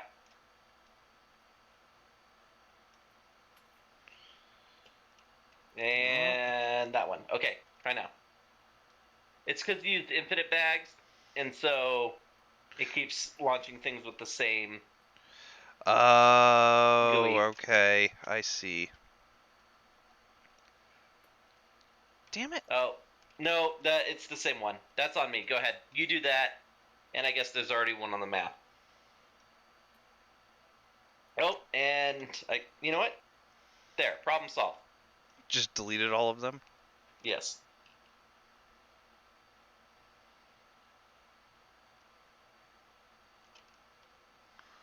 All right. So, you all step outside. Everybody in town is now staring up in the sky. You have all lived your lives in perpetual twilight. From the dark side of the planet, from the west, you see cresting over the horizon is a moon. Like a large, glowing, celestial body. You've never seen it. And Colin, you hear, "They found me." Well, fuck. I will go run and find my dad. Okay. Yeah, he's where he's always at the base of the watchtower here. Kind of in his office. Is that the barracks? Yeah, that's the tower here is like the town barracks watchtower. It's a small town. Dad, they're coming for this sword, and he shakes this lumpy burlap sack. Like, the sword told me that whatever is coming for it, and I need to travel west. Travel west? What? Don't be silly. Nobody travels. Yeah, but the magic sword told me, and, I'm just now realizing how crazy I sound. A little bit, but Yeah. I'll vouch for him. He looks over at you and is like, What happened? Start from the top." I'll tell him exactly what happened. Why would the mayor have such a thing? I don't know. He obviously hasn't touched it in 200 years, so he probably didn't know what the fuck he had. Well, talking sword? That's insane. That's ludicrous. Nothing like that would happen around here. Well, it has. I'll go ahead and pull the. Is the sword in a scabbard, or is it just the sword? It's just a sword. It's just the sword. And not even like a special sword. It's like a run-of-the-mill sword. Is my dad around? Yes, your dad is actually come to find you. I'm gonna just send him a telepathic message and be like, "Hey, Dad, I think this sword is cursed, magic, something. Can you look at it?" Yeah, yes, take me to it. Your father looks concerned. You've never seen your father look concerned. So yeah, I run over and grab his hand, and of course, we are a bizarre pair. Him being a Gith and me being bright green, but nonetheless. Yeah, you are both the only ones of your species in town. Yeah, so we run over and I'll point to the sword and be like, "It's that one." Maul touched it and had some sort of interaction with some sort of being that I caught with my telepathy. He kind of cocks his head and he starts looking at the sword. He looks it up and down and he says, "There's seemingly nothing special about this sword." And he then actually starts drawing on the floor with chalk. Starts performing some ritual.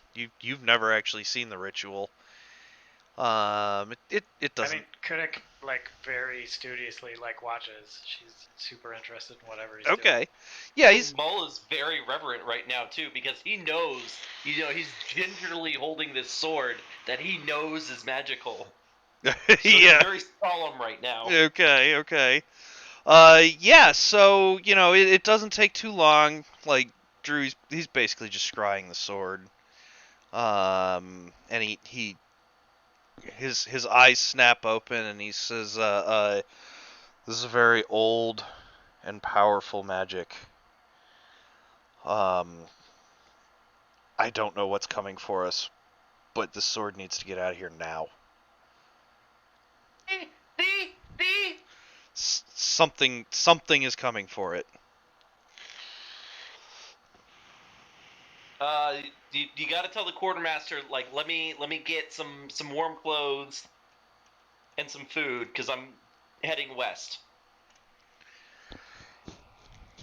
I'll start preparing bundles. And Thomas will run in. Yeah, you can get a whole slew of Dungeoneers packs and Adventurers packs and whatever else your classes gave you for that. That all starts getting distributed. I'm sorry. Yeah. Yeah. So just you two. Colin, you do hear. They were all marked. I didn't catch. Your mic didn't pick all that. Oh, I'm sorry. They were all marked. Yep. Still didn't hear the middle part of that. It's saying that they were all marked.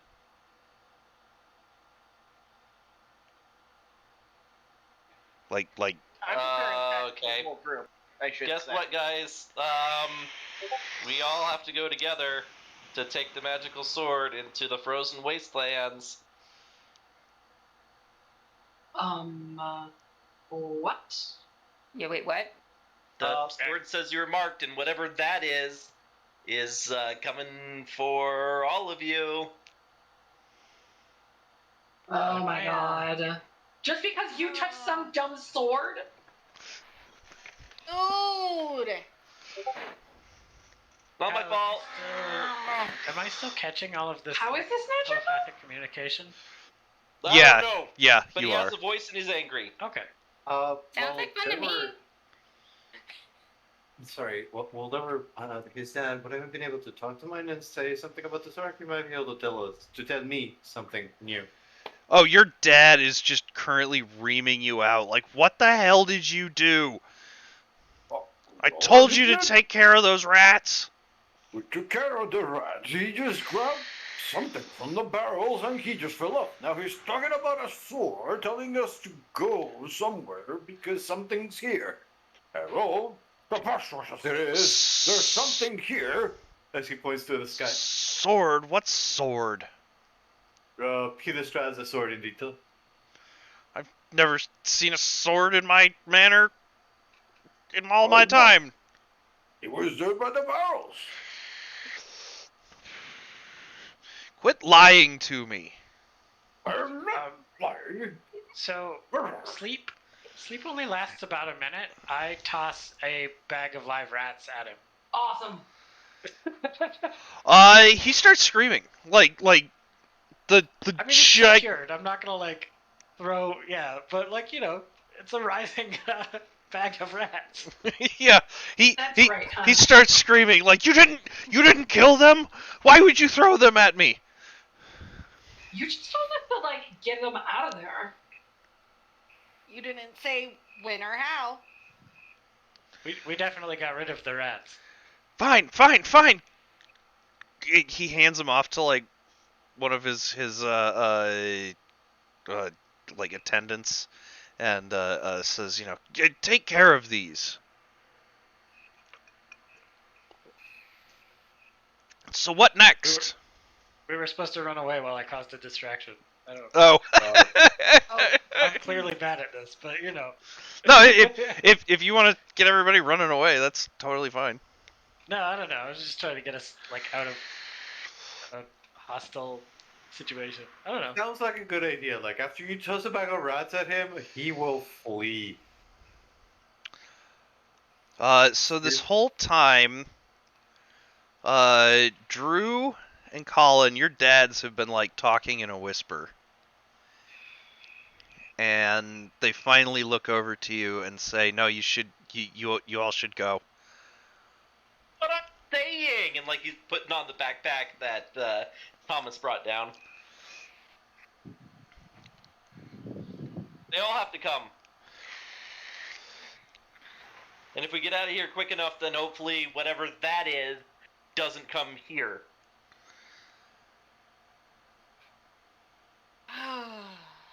About time I see something other than this. Well,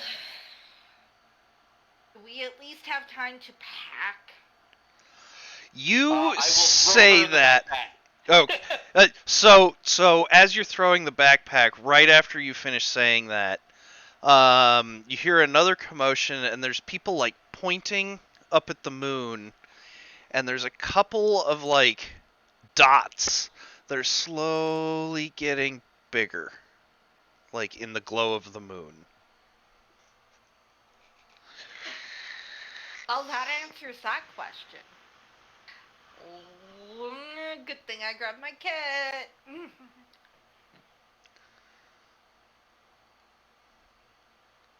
Yeah, let's run. Or like, you don't have to run, but Mull is taking this this imposed duty very seriously, and he's running. All right, so Mull starts running west.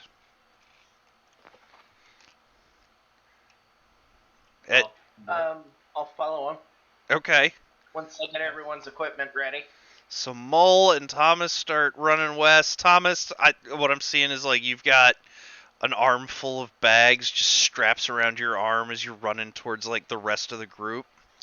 Yeah. Rest of the group. Here comes Thomas, just arms full of bags. Right after Mull just kind of started running right past you. Mole, fucking wait for your equipment, please. Oh, Mull already put it on. Yeah, he's got his bag. I just came back. Okay. I'll start passing out the rest of the equipment. Alright, here you go. I think Kurdik grabs like the couple of things that she needs and then takes off after Mull, but her like carapace sort of like instinctively starts changing colors to match its surroundings because she's pretty freaked out. Okay. Yeah, that makes a lot of sense. All right. So, you guys kind of dip out of town kind of unnoticed. Um, you know, everybody's talking about the momentous event that has gone on in the sky. And yeah, you start running west. It does not take you too terribly long to get out of town itself, and suddenly, you know, you're in farmland for the next like couple of miles. We'll just put this away. Yeah, so y'all start hitting. Damn it. So I That didn't. wasn't the right map. So I didn't move the bag.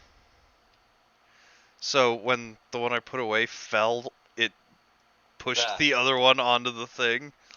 I actually don't have a map for this next part directly, as it is kind of Lord of the Rings, and now we're just moving into hiking time. So yeah, moon is coming up. You're actually kind of running towards it. It's coming off the western horizon.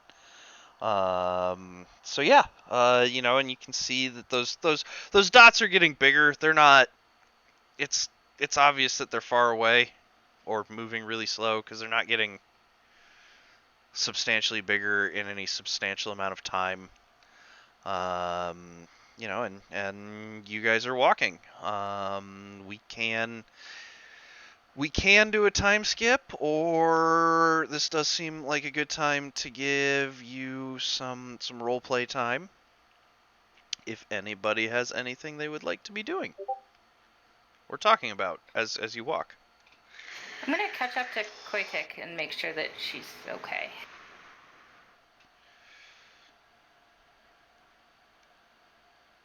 What's going on? You're all colory. You can tell she's freaked out, and she's just like, I heard it. Everything that it said to Mull, I heard it. And it didn't sound good. And I think we're in like a lot of trouble, and I don't know what to do about it. We'll be okay. You know I'll protect you. I don't like. Not for the first time, I think Kurdik is struggling with like communicating what she really feels to somebody else, but this time it feels like way more intense because of the urgency. Yeah, and I don't know, you can tell that like she still isn't reassured, and she's like, but she doesn't know how to like. I think she just like responds by saying I don't know how to like tell you how important this is. I don't know, it's freaking me out. We'll take it one thing at a time, and whatever comes near you, I will punch in the face. You two get like a little bit of like a what you have identified as a laugh mandible click, but it's like kind of weak. That was the best I could hope for.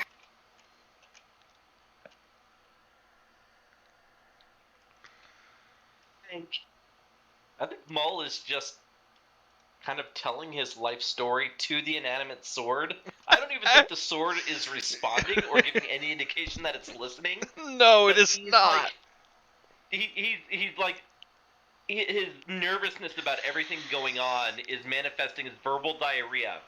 Okay. So he is talking about his dad and then like who everybody else is and like gesturing to them even though there's no indication that the sword has eyes. And he probably has not stopped talking for, you know, the majority of the walk. Okay, so you're just like walking at a really brisk pace, hugging this sword, just talking to it. I don't think he's hugging it. He's holding it by the blade, not by the hilt, and still wrapped in the burlap sack. Okay. But the hilt is sticking out, and so like as he's gesturing, the tail end of the sword is swinging every which way. Okay. Does Okay. anybody else find this really unsettling?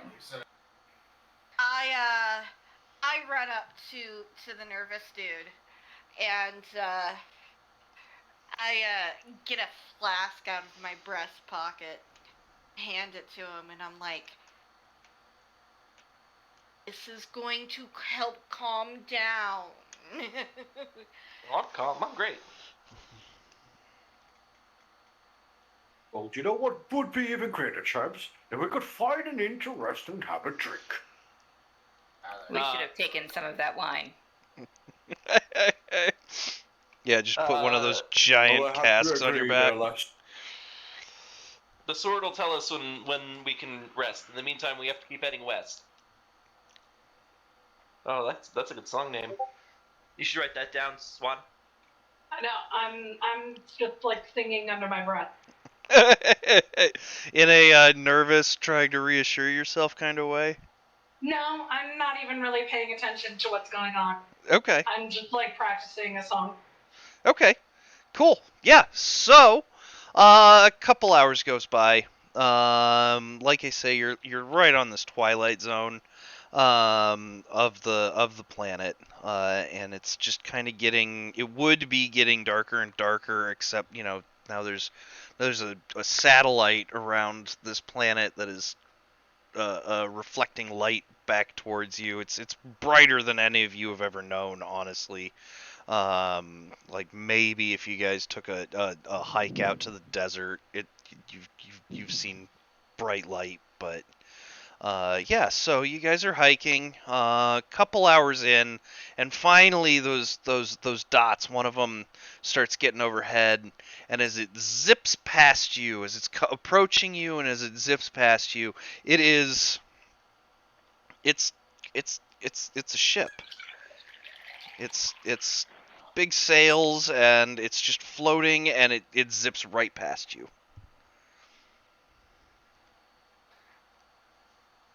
I think this finally strikes Mull dumb. Holy About shit. time. Shaden starts swearing in the several languages she knows. Creatively. Okay. And increasing in volume and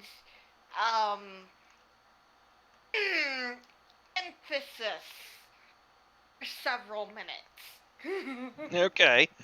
All right. Queetic, roll me an Arcana. I can do that.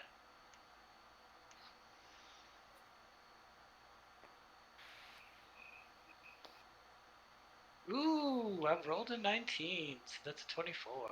Oh yeah, you've read about this. Like you have read about these in books. It's a magic ship. It's called. You think it's called a Spelljammer? Oh yeah, Ted Like- told me about these like a bunch. Told me about all of his like crazy adventures on them. So I'm excited. I wanna like.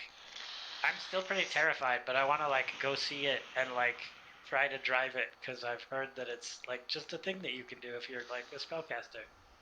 So I'm like both salivating and also terrified at the same time. Okay. Yeah. I Cool. think maybe she starts running towards it if she can.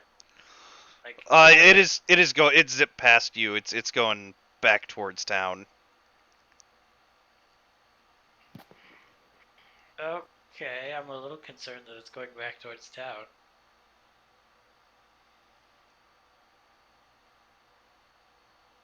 I mean, I'm gonna express that to the group. I'm gonna be like, is anybody else worried that it kept going and went in the direction of the town? Yes, quite. I would be more worried if it landed in front of us. I'm sure it's fine. Yeah, they've got the town guard. They've got your dad. I think they'll be okay. Like, they're going to be able to do anything against a huge ship. It's not a huge ship. It had like one mast, and like it I was. mean, still, though, like, compared to the size of the town. I mean that is an absolutely fair assessment, but it's also not that big a ship. Like a skiff. Drew, you would know. It's like a skiff. There's 8 guys on it tops. Okay, well that's still kind of concerning, but Yeah. I mean, I guess there's not a lot I can do at this point. They're significantly faster than I am. All right. So, at about this time, as you guys are discussing this, you do notice that the second ship actually like comes back around and it starts skimming over the trees kind of slowly. And it's still a ways from you, and it's kind of zigzagging its way back and forth in your direction. Should we be concerned about that? I make eye contact with Quiddick and gesture with the hilt of the sword. This is your fault, and I start running again.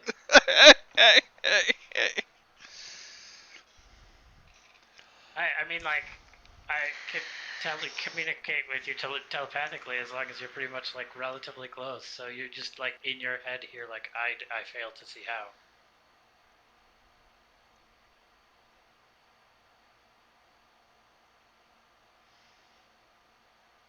I don't have the time to explain it, so I'm just going to keep running.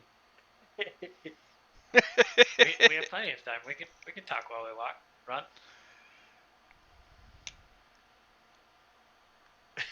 No, because then I have to explain the entire concept of the jinx.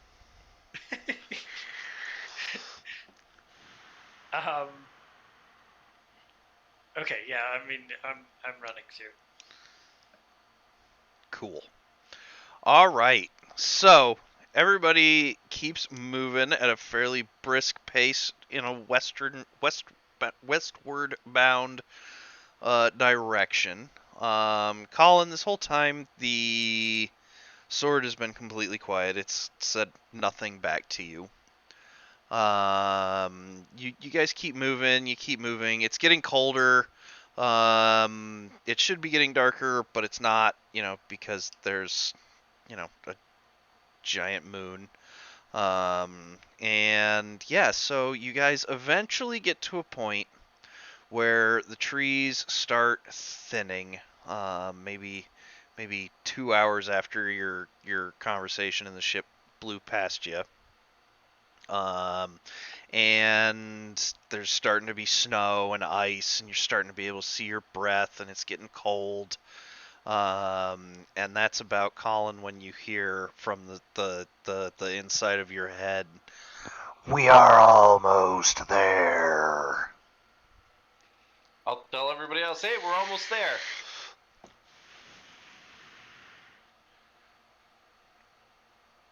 All right. Got it. So yeah, about 10 minutes after it announces that it's almost there, you've cleared the shrubs. It is now very cold, and you crest a hill, and you find over the top of that hill. Come on.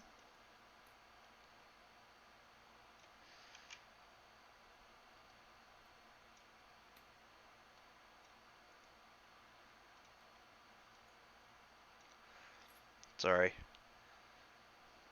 Personal troubles. There we go. You crest. You can tint the color of the bags to make it easier. Oh, it wasn't the color of the bags. It was I pulled something out of the bag. Oh, yeah, I hate it when that happens. Yeah. you come up over the hill, and you guys are all, go ahead, put your tokens back in this corner. Do you have the thing that makes models not tip? What thing? Never mind. Might have to, oh, I remember, yeah, I did not set that up. I will be sure to get that set up. Because my model won't even stand up straight. This.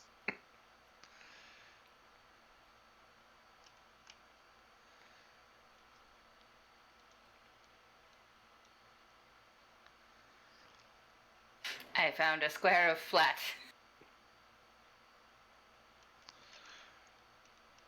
Alright. And then we need...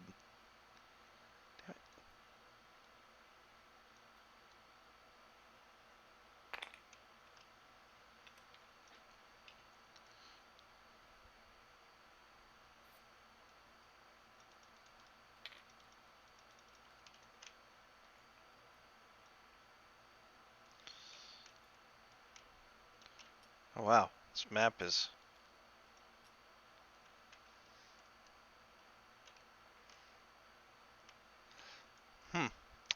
Alright, this piece of terrain is not as awesome as I once thought it was. Anyhow, you crest a hill, you all come over, and you see frozen into the top of the next, like, snow mound is a ship.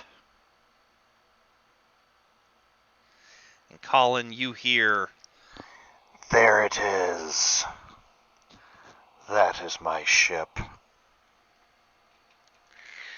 It's our ship now.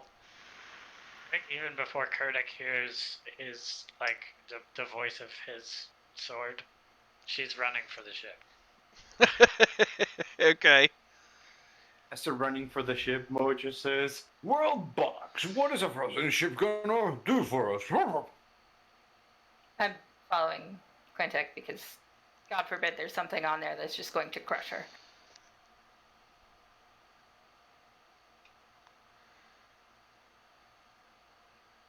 Righty-o.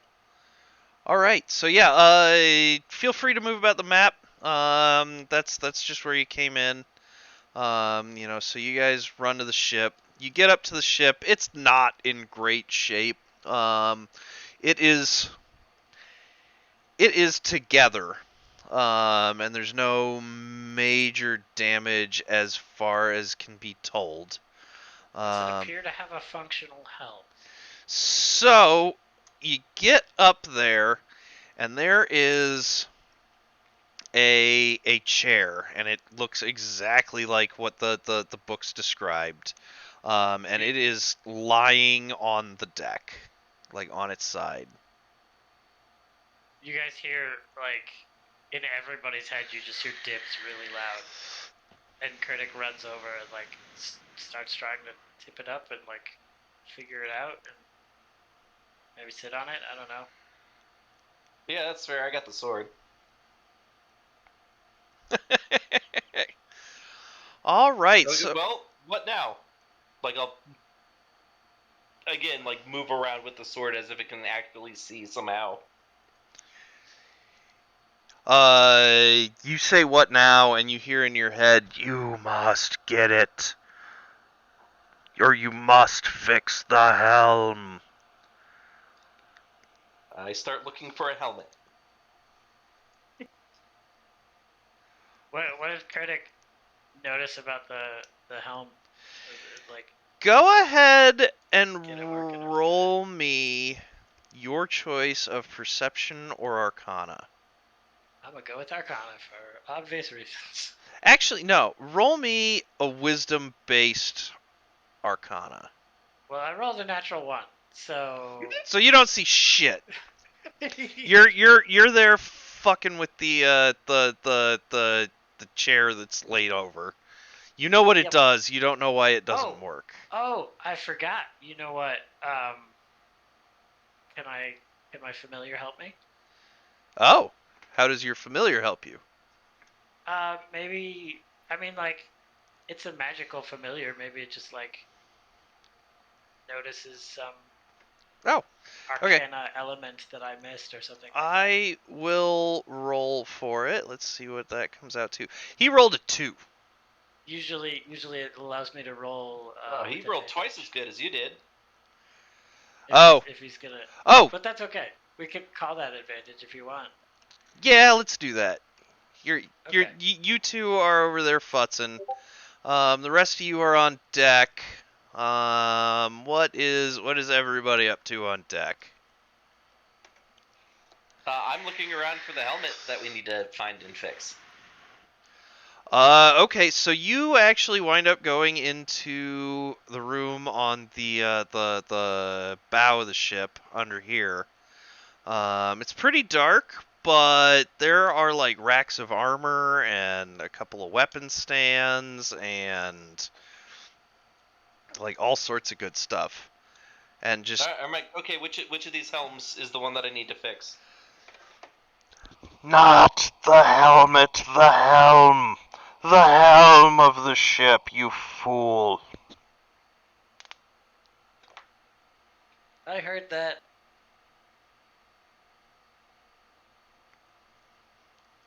You know, I dropped everything to run you out here. You could at least be a little grateful. You say a little grateful, and you start hearing a whooshing noise from the east.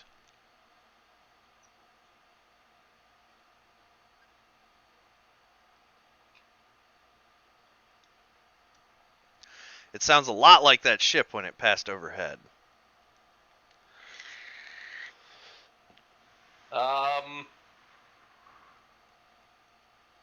We need to fix the helm of the ship, but this asshole sword isn't really clear on what that means. I'm trying. I don't know what to do with it, but I have it. And then I'll go out and look for the ship. Okay, yeah, it's making its approach from the east. The sword almost alarmedly says, everybody get dressed.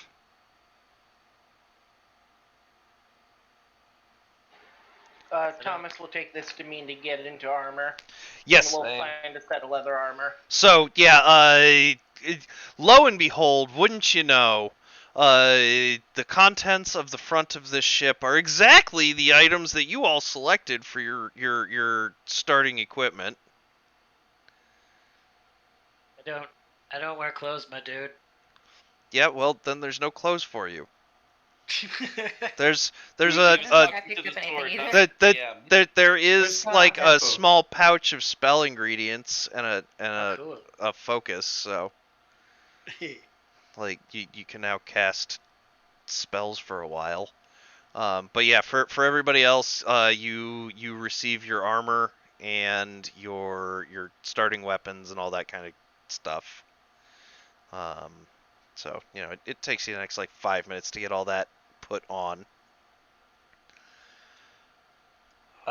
What do we need to do to fix the helm? Be more specific, please. The sword says you must retrieve the crystal. Alright, everybody look out for the crystal. Sounds shiny and interesting. I'm looking for it. Before Paul says anything, Critic is already looking around. Do we need to make a perception check? Yeah, everybody make a perception check. I'm going to have my familiar use the help action for me. So I managed to rerun through it and figure out what was wrong. I have expertise in it. I don't know why it's selected expertise for persuasion on this. Oh, PDF. okay. That's weird. Oh, it's a +4. I don't know. This whole thing was wrong. I'm missing proficiencies. There are things that I'm proficient in that I didn't select. I don't know. This whole sheet's fucking wrong. Okay, yeah. You're not the first person who's had issues with D&D Beyond. Nat 20. Nat 20. Nobody found it because I rolled for me, Wendy, and Amanda, and none of us got higher than a 5. I'm cursed. I got a dirty 20. Yeah, thanks, babe. Still. I'm gonna have somebody else roll for me next time. Yeah, you Do you want me should. to That's a very keep good idea. rolling for you. Uh, This is what. so with a nat 20, Thomas, you are up on the quarter deck over here, and you actually like see between a couple of cracks in the boards that there is like a chest with a shiny gem below the quarter deck. You know, kind of where it's been snowed in a little.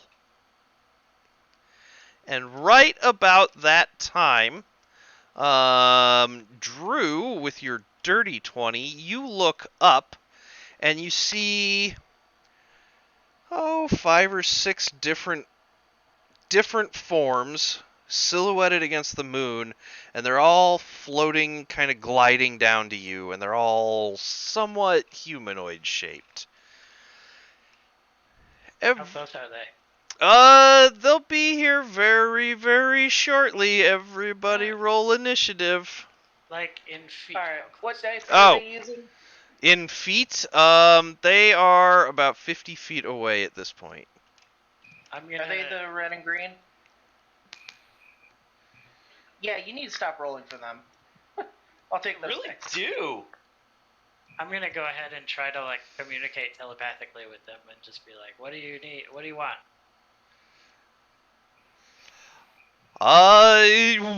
One of them actually just kind of like you can see like a surprised jerk, and like you hear yelling, "Just give us the sword!" Did you roll initiative for them? I have not yet. No, I'm asking CD. Oh, I thought we were taking. Yeah, I'll roll for them. I thought we were taking the rolls you just did. Oh, we can. It's probably not a good idea. It was a 9 and a 3. Listen So with I'll the say pink one. red. Who's the red one? Swan. Okay, so Swan gets a 9 plus whatever.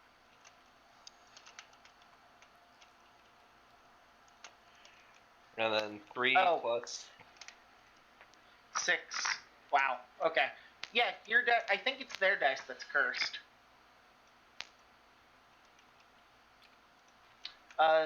Swan got a 9. The other one got a 6. So that makes it 12 for me because I've got +3. Yep.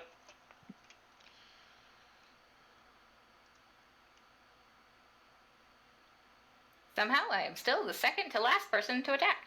And Shaden is the last. Take that.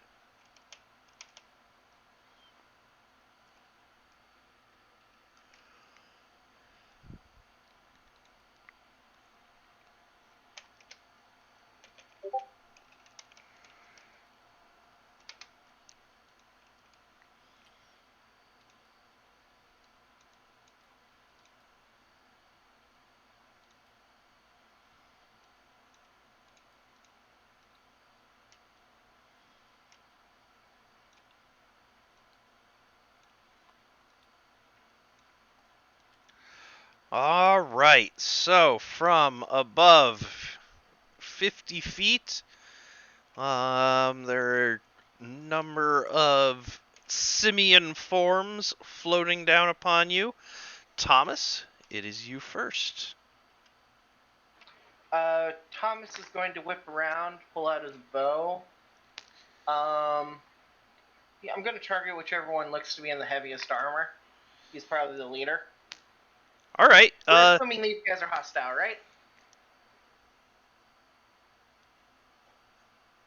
Yes. Yeah. I mean, like, Cool. Kodak can pretty much confirm.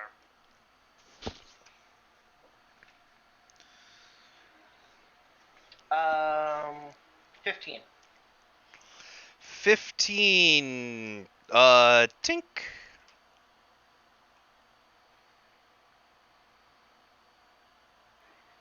Miss? Okay. It like reflects off his armor. You were so close. All right. Next is Quiddick.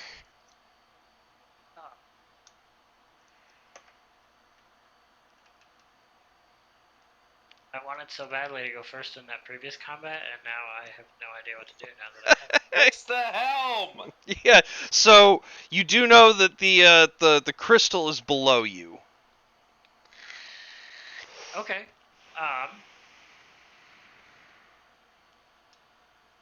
You're talking like below decks?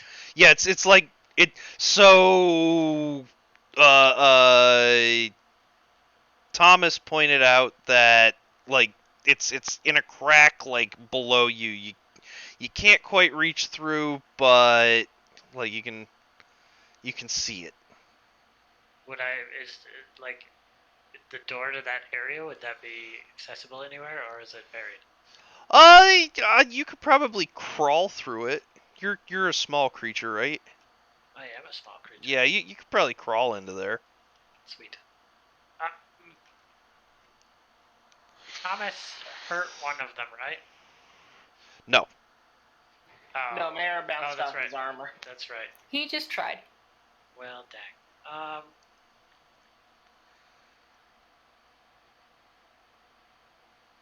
I'll go ahead and hit the same one with Toll the Dead.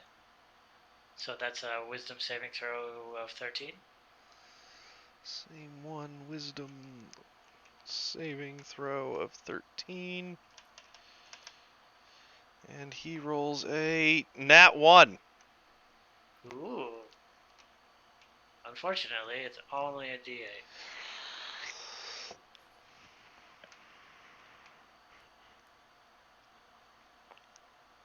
Ooh, nice. That's 7. still 7. Yeah, that hurt. You can see that hurt him. Like he kind of reels and drops a couple extra feet.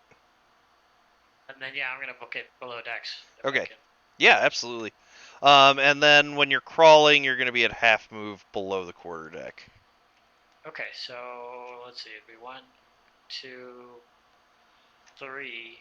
So 15 feet to get there, and then I'd make another space and a half, I guess. Yeah. While crawling. Yeah. So yeah, I'm 5 feet into the crawling portion, whatever that is. Okay. Sounds good. So you got another 10 feet of crawling to get to the crystal. Which brings us to... Yeah, right. So the first two come in for a landing. And the first one lands on the quarter deck. And the second one lands right in the middle of the fray here. Boom. And the first guy is going to take a big ol' swing over at Mud. So he is going to shwoo. So let's see how we do. Does a 20 hit? Mud. Forgot I was hitting buttons. What was I looking at again? What's your AC? I don't think it's 13. I don't think What? anybody's gonna have 20 at level 1. It's possible with Yeah. the cleric. You are right. I couldn't just was yep. All right. And you take 4 damage. Ouch.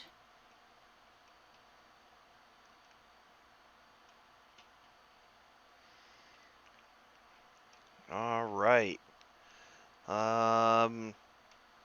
Next is the other one, and he is going to take a big ol' swing at the cleric. I had no idea who I set him down next to, so. Does an 11 hit.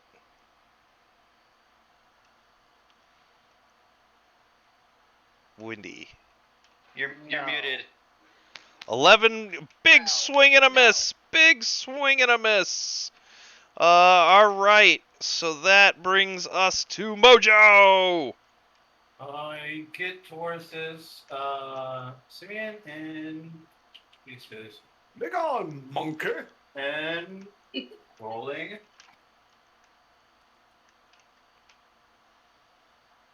What's that?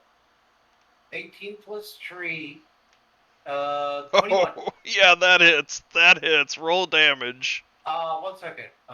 Do I need to use Astral Spark when I hit a target? I'm gonna use Astral Spark. I'm gonna add 2 to my damage. Awesome. And then you should have a hammer at this point, or whatever your starting weapon was. A maul will be 2d6 plus 3, so 2d6 plus 5. Not this is 2d8 shit. Those are d8s, I think. Yeah. There we go. Okay. Wait. 7, Is- 11, 12. 12. Alright. That was the monkey that was hit. No, wait, that was second monkey. No, that was... Yeah, no. Nope. So, that hurt it. Oh my god, that hurt it. You just rang its bell hard. Awesome. Which brings us to... Okay, so the rest of the forms don't have quite enough movement to get all the way down. They're like 10 feet above you now. Swan. Yes. All right, where am I? Shit. I'm within touch range. Okay. Well, you want to know what? We're getting to the end of the night, so I might as well just go for it. I am gonna try Dissonant Whispers on this guy right here, Alright. and I whisper Discordant Melody, something by Nickelback, I'm sure, that only one creature of my choice within range can hear, racking it with terrible pain. The target has to make a wisdom saving throw.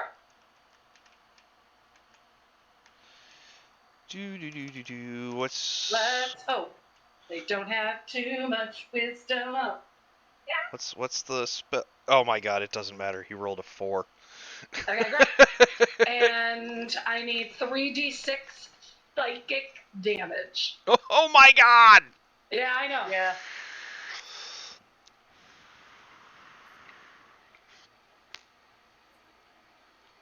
I was gonna attack, but I was like, fuck it. Let's just go for it.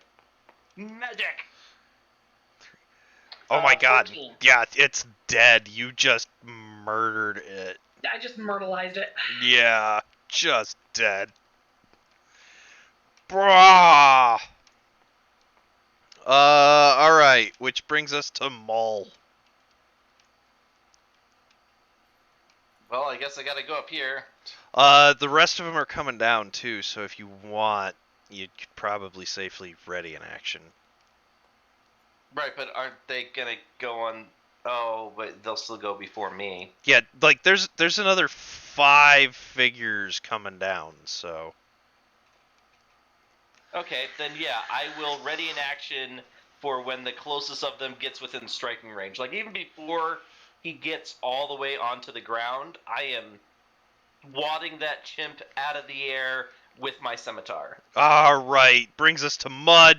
Mud, you've got a big old monkey in your face. That did It seems not like it. sound as good as I wanted it to. Was it supposed to sound good? Well, no, but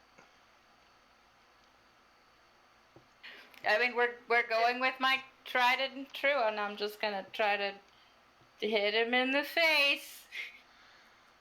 cool. Oh, goddamn. Yeah, it is your dice, I think. 8. Plus, let's see here, 5, I think? So, 13? So, Mud, just I very much need different dice. what was your attack? 13. 13?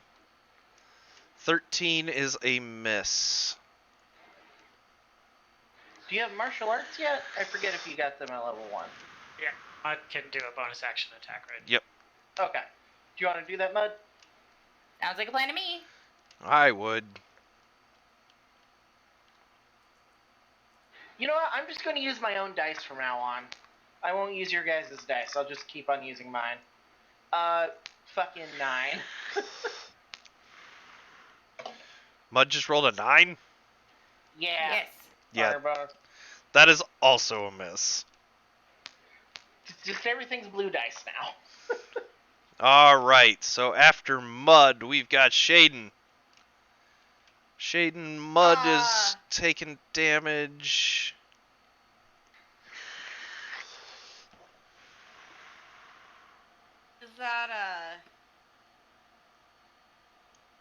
Is that dude still next to me, or did he die?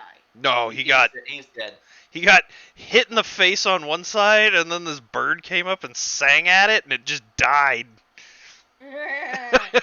The only person that's been hurt is this little slime thing over here. Well, Right. and one of your party still has a rat bite. That's just one. That's his own fucking fault. How you feeling, Mud? I'm sitting at like 6 right now. I'll go ahead and relay that to Shaden. Just be like, Mud's probably hurting kind of bad, but I'm gonna maybe alright. cast Healing Word then.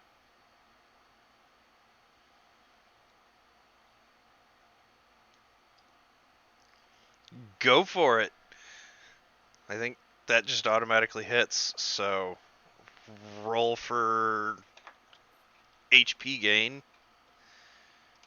1d4 plus 3 hit points. So you're back to max, like we don't need to roll it. That's you are now max HP again, Mud. Hey! Alright. Boom. So that brings us back to the top. Thomas! You've got I'm going to try and shoot the one that's attacking Mud. Alright. Damn, I'm not rolling hot right now. 14. Oof, miss. It's a plus 7 if I just rolled better. You're so close too. Alright, any bonus actions or anything? You got a second wind yet? Did you get that yet? I haven't taken damage. So that's action surge, and no. We Oh, don't have that yet. okay. That's Oh, second yeah. level. Yeah, right. Okay. So, after Thomas, it's Quatic. I gotta just keep picking names that are like impossible to pronounce, and then we'll all just pronounce them differently. And it'll be great. So I finished crawling. Is like working on the helm gonna take most of my attention? Yeah, it's gonna be like an action. You've got to like insert this thing into the helm and then pick the chair up and put it on its like post. Oh, do I need to get the crystal and take it out? So the crystal is obviously like a piece from the chair that is like fallen below the boards. But is the chair are the chair and the crystal in the same general vicinity, or do I have to like crawl back out with the crystal? Yeah, you're gonna have to crawl back out with the crystal. Okay. If only we had something that was made out of slime that could squeeze and grab it easily. That would have been a good idea. Fault is that.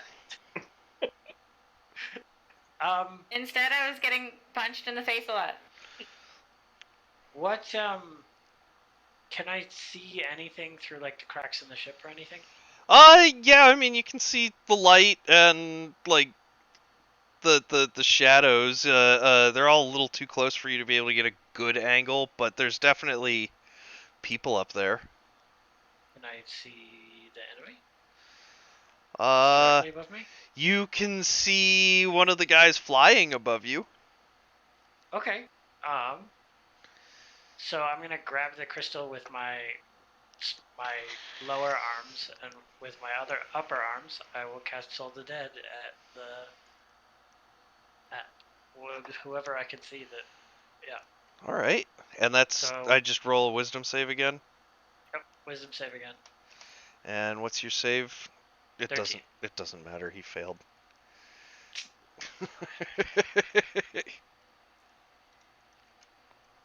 See, here's the trick, guys. Just stop rolling. Let the GM do all the rolling. I only got a 3 though. You only got a 3. Okay, I mean that you wing it. It Yep. it didn't like that. For sure, it did not like that. And then I guess I start climbing out, which I'll only get like partway out again. Okay.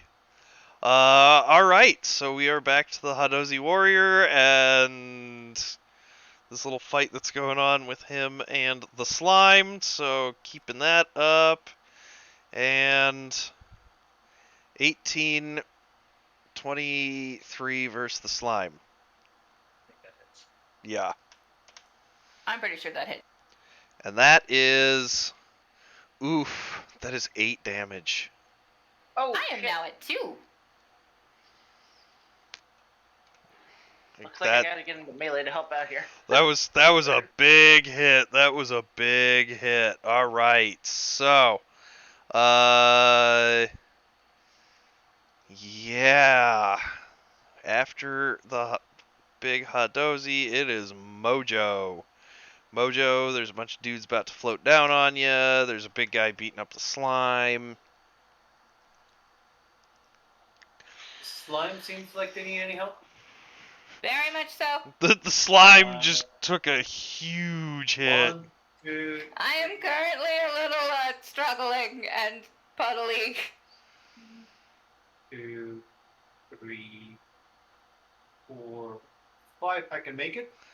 All right.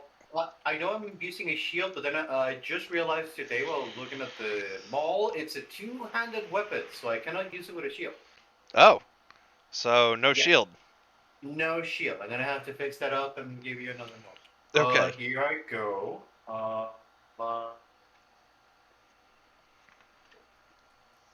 Rolling.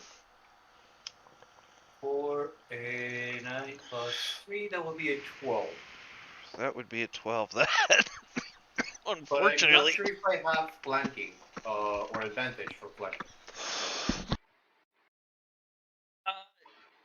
Flanking does not grant advantage because so many class abilities grant advantage, but there's a popular house rule that gives a +2 if you're flanking.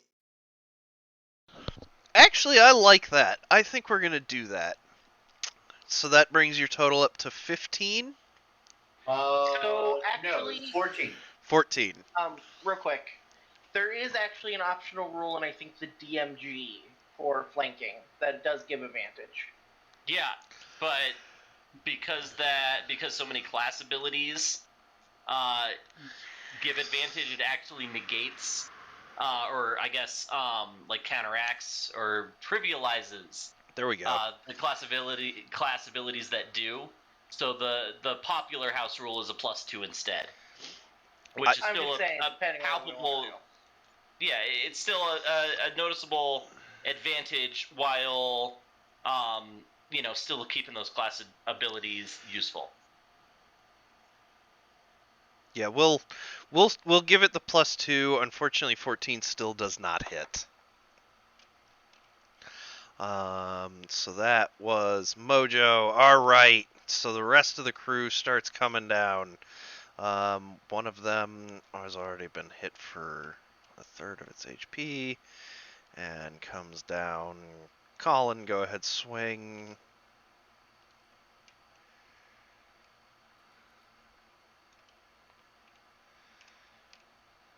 What is that, an 11? Yeah. Oh, 13. 13? How tall are 13 these makes guys? contact. They're not that big. They're actually... Some are about the same size as the regular big guys. like none of them are as big as our 9 damage. 9 damage. 9 damage. Yeah, you kill him. Can I get like an approximate feet in height? Yeah, between 4 and 6 feet. Like they're not all uniform height, like the model would suggest they are. Yeah.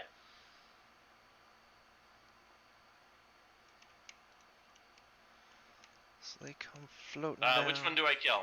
You Probably kill. the one right behind me. Yeah. Okay. So that one is dead. Very, very dead. Alright, so they come down and... This one's gonna be able to... Alright, so here's how we're gonna play it. Sorry, CD, that's just the way they dropped. Alright, first attack is versus Colin. Versus, Mole. Mole, you... Oh my god. I'm sorry, Mole. What? I'm sorry, Mole. I just rolled a nat 20. Oh. Oof. And here I was about to laugh in your face with my AC of 18. I'm sorry. You take 6 damage. No, I'm sorry. That's not the way it works in 5th. It's 2d4. Double the damage. Yeah, it's double the damage dice. You Yeah. take 9 damage. Ouch. Okay, I have 2 hit points left. Good thing I'm standing next to the healer. Me too, twinsies. Sorry, that was weird. No, I'm with you.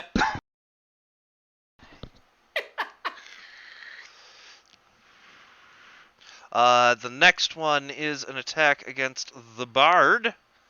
The Bird Bard. And the Bird Bard probably does not get hit on a 9. Oh, thank God. No. No, you do not. Alright, and then there are 2 attacks versus Thomas. The first one is 22, Hit. and the second one is a nat 1. So, the 22 is a total of 5 damage. Got it. Alright. I actually have a 12. I don't know why it says 14. So 7 health left. 7 health left. Alright. So, that brings us round to Swan. Do your bard thing. God, I love bards, because bards are awesome. Well, I can't really do any more spell casting anymore, so there's the guy that's like right in front of me. Hey, Colin, can you go back to the Yes. so I can't see anything. Okay, great. There's that dude that's like right in front of me, and I'm gonna hit him with my rapier. Alright. So I gotta roll a hit. Yep. And I get a +5. 8. Really, anybody but me should be rolling these. Yeah, Really, Jesus. anybody? But I asked anybody but you be rolling. Well, nobody else was doing it. I can give it a shot. Sorry, I forgot I was supposed to be rolling for her. I'm not You know what? rolling too much better. Roll it, CD.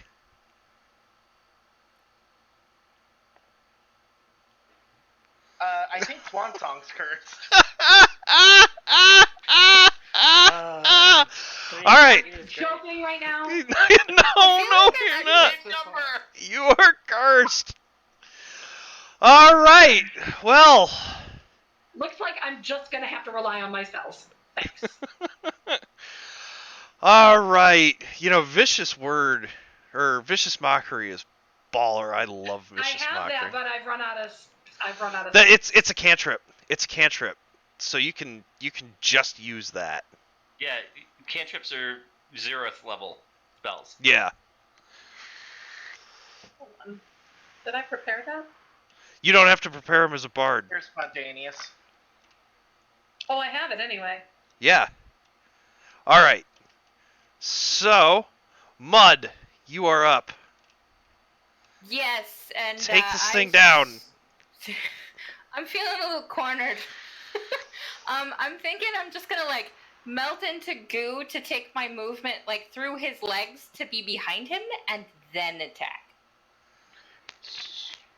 Okay, it's not gonna give you a whole lot of like advantage. Like you'd actually be better off here because you'll get a +2 for flanking. Like it'll look cool. Okay. I'll give you that.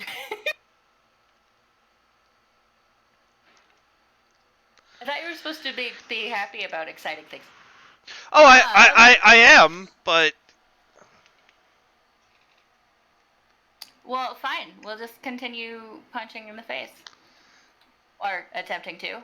I'm probably just going to die. It's fine. 5. God damn. Okay, 1 second. Let me grab a different d20. Who's trying to roll for me? What? I am now. Why? This is no, me. I'm rolling. she can I roll. Can roll. She's good. Oh, I'm sorry. I thought Mud wasn't here. I was confusing. Nope. I was confusing somebody. I got a 10 with my +5 of unarmed is 15. And +2 from the flanking. 17. You hit. Heck yes. Kill him. 3 plus my 3 bludgeoning is 6 damage. 6 damage, you already... oh man, he's like so close. He's like, that hurt. That took him down to like he is so hurting. I still think I want to get a little distance from him, maybe. You will take an attack of opportunity. Yeah, that's probably not a good idea. I'll stay put.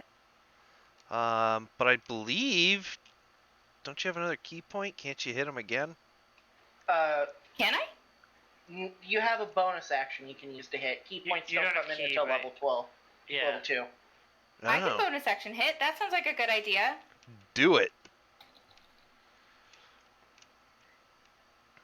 9 plus 5 is 14 to hit. 15, 16. Roll that damage.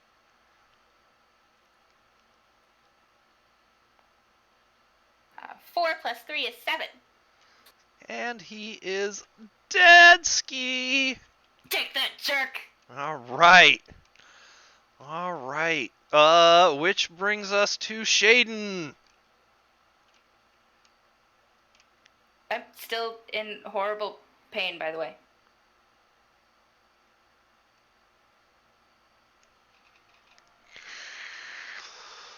That would be Muck, right? So, Wendy, you're muted.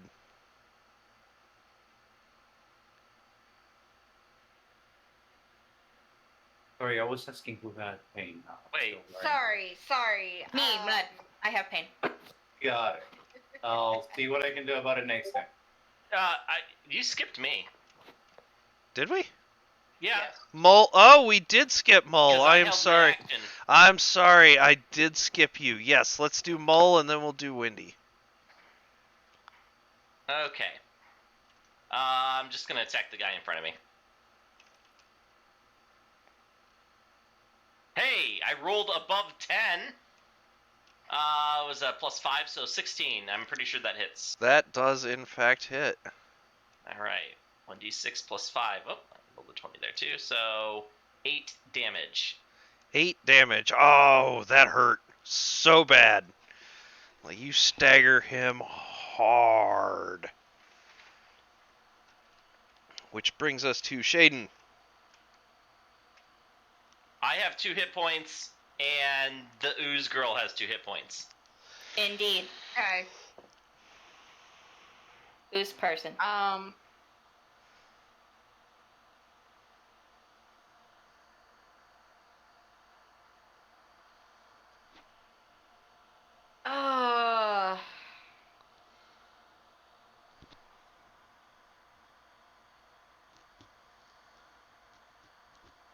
Healing word. probably to Colin. Well, Healing Word is the ranged one. Didn't you take a close one too? Yeah, the touchy Your light wounds. one. Yeah, Yeah, Cure Wounds. Cure- Do that one because that's Cure better Wounds. if you can touch me. Gotcha. Yeah. So I'm gonna do Cure Wounds on him because he's the dude that the sword is talking to. You hear that, Lee? I'm more important than you are. Oh, I'm Mold's sure. also in danger. All right, so I want to have a word with that sword. I mean, I was at least actually able to kill the dude in front of me, so it's fine. I'm not in danger. What? I killed a guy and a half in this turn. Shh. No talking. Oh yeah, because I'm right. 1d8 plus 3. Oh, I guess I need to roll that because. No, you don't roll it. Make somebody else roll it. All right, anybody else? Drew, Roll 1d8 plus 3. roll 1d8.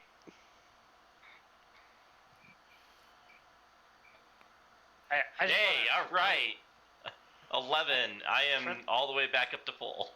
For the reference, I killed a dude and a half. That's my favorite saying. for today. I killed a dude and a half. my favorite was Lee talking to him as if she didn't know that he would go and do the exact opposite or something. All right, so the Um. the satyr is back up to full health. Drew, what? Well, I was gonna say, Thomas. I think in your head you hear, wait till after me. I guess. I mean, you don't have to, but that's what you hear. Does this have whole turn? Yeah. I don't know if IB has. Yeah. Whole So okay. so technically, the way it works is you're supposed to drop yourself kind of permanently in the initiative. Personally, I don't like that. I'm good with the hold. Okay, got it. Yeah, I'll hold till Quiddick goes. Okay, quit it. Okay, so I'm gonna get up onto the deck. Thomas, Mud, and dang, Ev, I can't remember your character's name. Mojo. Mojo. That's all right. You forgot your character's name earlier too. So, you guys hear in your head duck, and then I'm casting fog cloud on the upper deck, but it's gonna be like 3 feet above the deck. So theoretically, it'll catch everybody's heads, but since they know to duck, they will be able to get under it. Okay. And that's my action. All right. How does fog cloud And- work specifically? It's a 20-foot radius sphere of fog centered on a point within range. And it's a heavy obscurement, so basically okay. they are blinded. They people have advantage on attacks against them, and they have disadvantage on attacks against other people. I mean, if they figure out they can just duck, then that's a thing. But since I'm telepathically telling everybody to duck, they don't have any reason to. Yeah. What's Yeah. up? Yeah. That's fair. That's fair. So. And then let's see.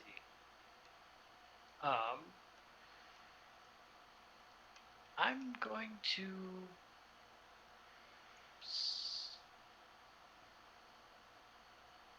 No, I'm just gonna Can I get to the helm and just start riding it? Yeah. Yeah, you can do that. Okay. It's like bonus actioning material. Okay. Oh, do you want me to roll for it now, or you want to wait? No, let's wait turn. till next turn. But you're Okay. you're working on it. All totally. right, which So now it's Thomas. brings us to Thomas. I'm going to first spend my bonus action to utilize second wind. Okay. I'm back up to full. I rolled an 8. Nice. It occurs So to me that as was well, 9. since they're blinded, you could definitely move without incurring attacks of opportunity. Oh, I was just going to draw my rapier. Your call. I just realized that was a tactical option. Yeah, I am going to get out from the flanking, but Fair enough. Fair enough.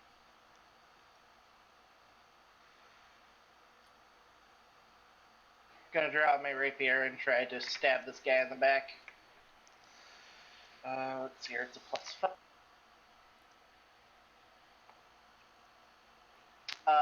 Let's see here, 18 plus 5, 23. Oh, yeah, you hit. Roll that damage. It's +3. 5 damage. 5 damage. Yeah, that hurt it. That hurt it good. Alright, so we can just delete that guy. Brings us to Mojo. I'm gonna go down. Take a step knowing that Mud is there, and pull her down, healing her for 5 damage. See if that helps. Healing me? Yes. I lay on hands on you for 5 damage. And I'm out of Yeah, cash. you're a paladin. Yes. I'm at 7 now. Yeah, this was a surprise to me too. So under the fog, he puts a hand on you to pull you down, and when it starts blowing, healing you up, he says, Oh, now, you don't tell anyone. Let's get out of here. I'm just gonna shrug.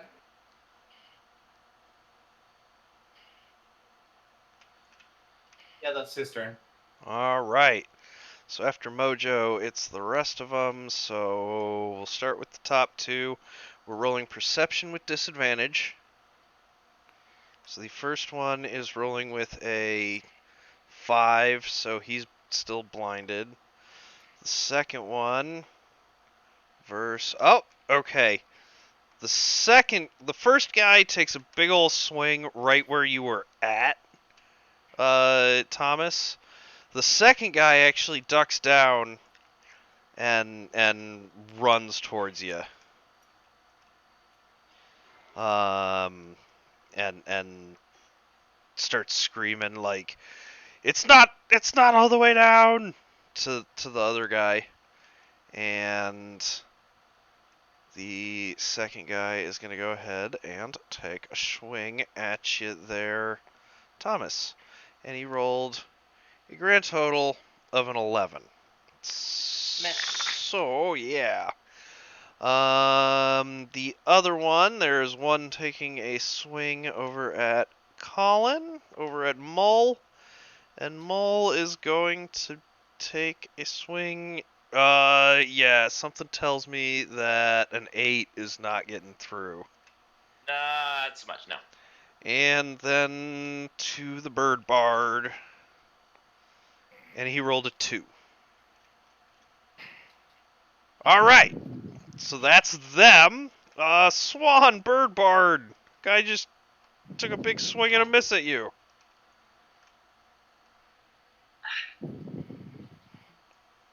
I want to hit him with a weapon, but I don't think I can. Oh, you totally can. I don't think so, but I'm gonna try anyway. Somebody roll and somebody make it good. Who's been rolling well? I'll roll. I'll roll this. Yeah. He's been rolling really well. I know I'm cursed, so it doesn't matter tonight. But whatever. No, it was definitely everybody but you that's cursed. Yeah. Because you're got a 16 plus your 3, 2. Yeah, 5. you 5. hit. You hit. Roll that damage. Okay, it's a D8 plus 3. Hey, I got a D8 already.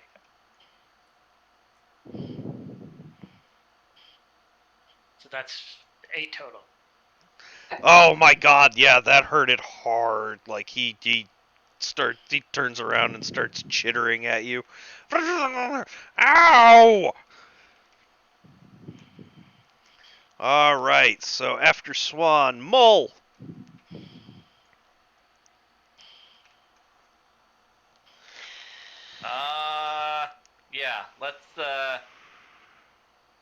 Let's see if I can't take that guy out.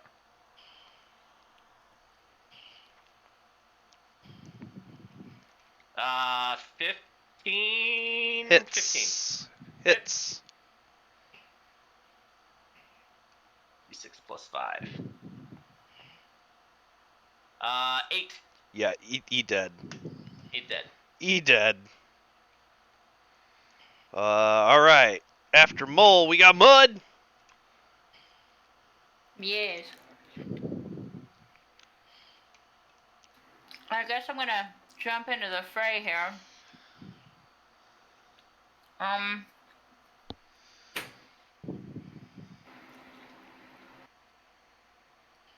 We're gonna flank the big dude. Alright. You roll with advantage. Punch him in the face. Make sure you're rolling with advantage.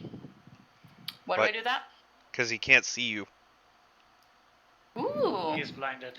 What's the advantage? You roll twice and pick the best roll. Oh, okay. I'm not doing anything. I'm just breathing. Cool. That was very helpful because the other one was a 1. Yeah. So 12 and 5 is 5. 17 plus 19. Yeah, you hit. You hit good. and 4, 5, 6, 7 damage. 7 damage. Yeah. Let's see. That one. That one had actually been hit. You take it down. Is the other dude in range for my second attack? He is not. Damn. Okay. I'm pretty sure you still have movement left. Probably, but I don't know where I'd want to move. I don't know that I want to get closer to him for him to attack me. Well, yeah, but you could take a step to him and whack him. Oh! Yeah, okay. You still have your bonus action attack. Boop.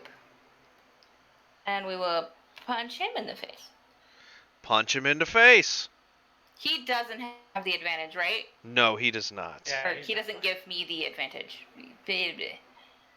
But you're still technically flanking. I don't think I hit him. No, you do not. After Mud, it is Shaden. Do it, Shaden.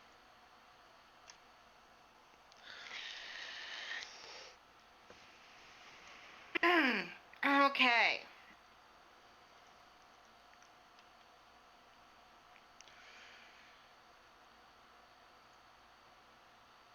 So, who needs healing, or does anyone need healing?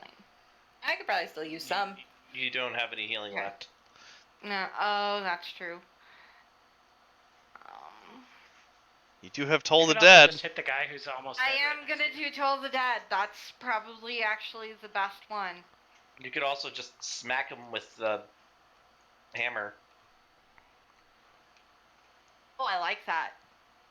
I've been doing a lot of magic. I wanna get my hands bloody. Yeah. I mean, you got a +3 to your warhammer.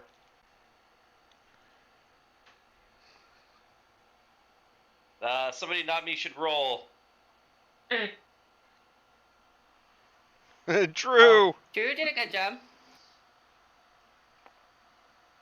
Yeah, I rolled 4 that time, so. Drew did not do a good job. No. 7's not gonna hit. 7 is not gonna hit. Oh, 7 come on, Drew. is We're not counting gonna on hit. you, man. Yeah, Drew, get your shit together. Yeah. Yeah. All the time. Not Drew. Brings us back round to the top. It is Thomas. Gonna go back to attempting stab. Stabby, stab, stab. Yeah, yeah. This time I'm gonna also pull out my short sword and use my bonus action to attack with that with 2-weapon fighting. All right. Do it. Rapier is a 16. That hits. I'll roll that damage first. 1 plus 3, 4 damage from the rapier. Okay, that hurt it. 16 to hit again. That hits. Let's see here, d6. And then I don't get to add my dexterity bonus to the damage. because I Not don't to the have second one, yeah. Yeah, because I don't have the fighting style. But 6 damage. You kill it! Alright. So we go down to Quiddick, and it's your turn. Alright. I'm just gonna cast Toll the Dead on the last guy. Okay. So that's Wisdom saving throw 13 DC. He rolled a 15. Ah, damn it. So close. No, I don't have anything else I can do. Alright, that's me. Alright. After Quiddick, it's Mojo. Mojo's gonna go here and try to give the left bunk.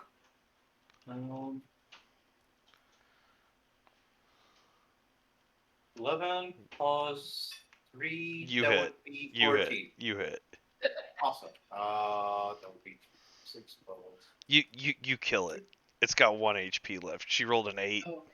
Oh. Like they've got 9 HP. Wow. Boom. So they are dead.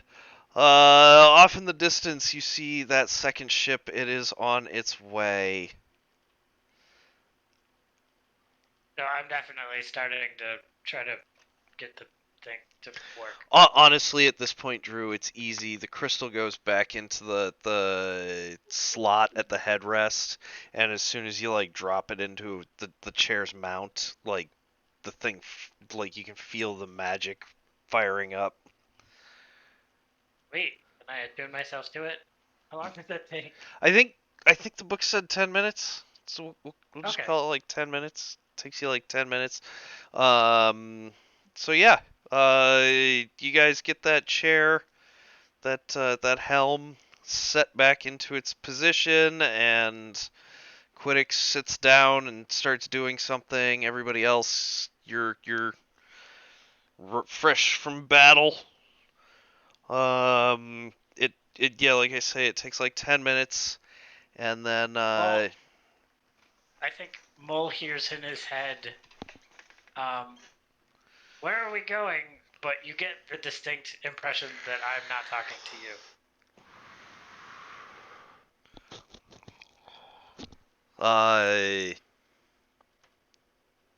The response is, sorry,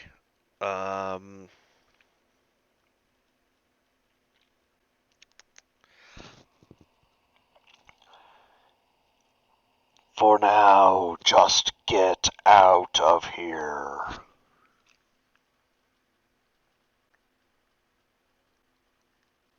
Pretty sure I have to have a destination in mind to go, but that's okay. I'll get it moving as soon as I can.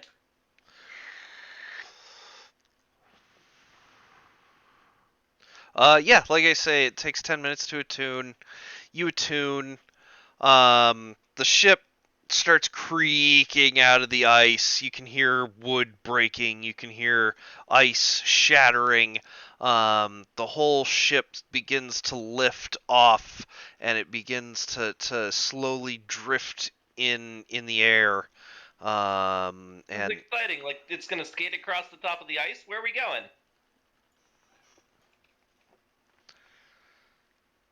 Are you directing that comment to any of us? No, but you can tell that he's very excited. Okay. I think you get a response from Kudik, and it's like it's a really excited like we're going up. Yeah, and you proceed to go up. Right as you start gaining altitude from the back of the quarter deck, the rest of you can see that second ship. It starts heading right towards you, and it kind of paces. Like it's not going at this point any faster or slower than you are, and you start to go up, and you eventually break out of the atmosphere of the planet. You can see the whole world. You can see the sun. You can see the moon. You can see the rest of the celestial bodies around you, and we fade to black. That is episode 1. Thank you everybody for watching. I hope you enjoyed episode 1 of Tacking Starward. I am Kyle. I am James. I am the GM of this adventure. Joining us today, we had Drew. Hey, I'm Drew. I played Koenig. Yeah, that was super fun. We had Punky Bookworm.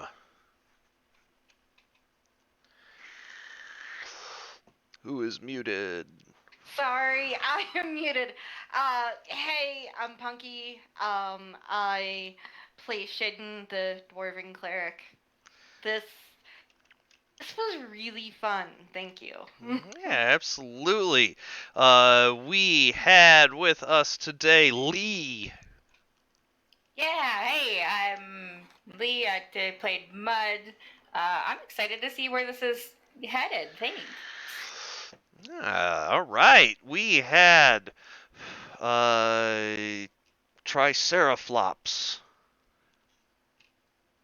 Alright! I'm Triceratops!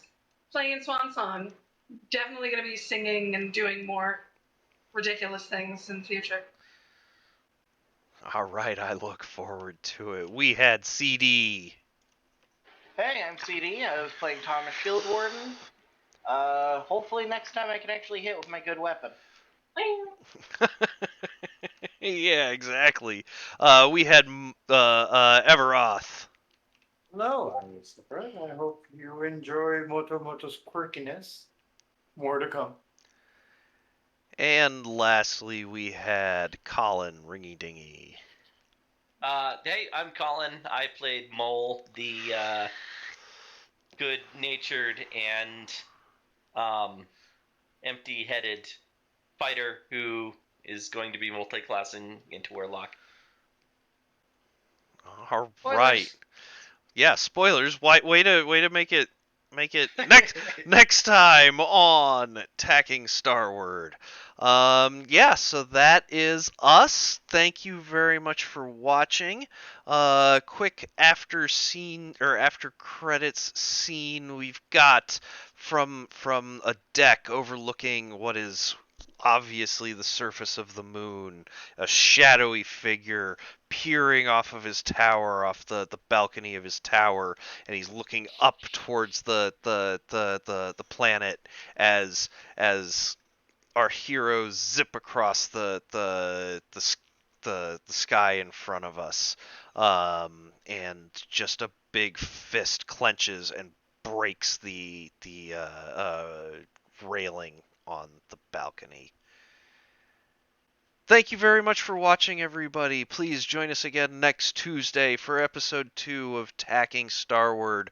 This Friday, please join us for the next episode of Phi Epiphasis, as that shit just gets crazier and crazier. Thank you, everybody, for watching. Everybody say goodbye. Goodbye. All right, bye-bye.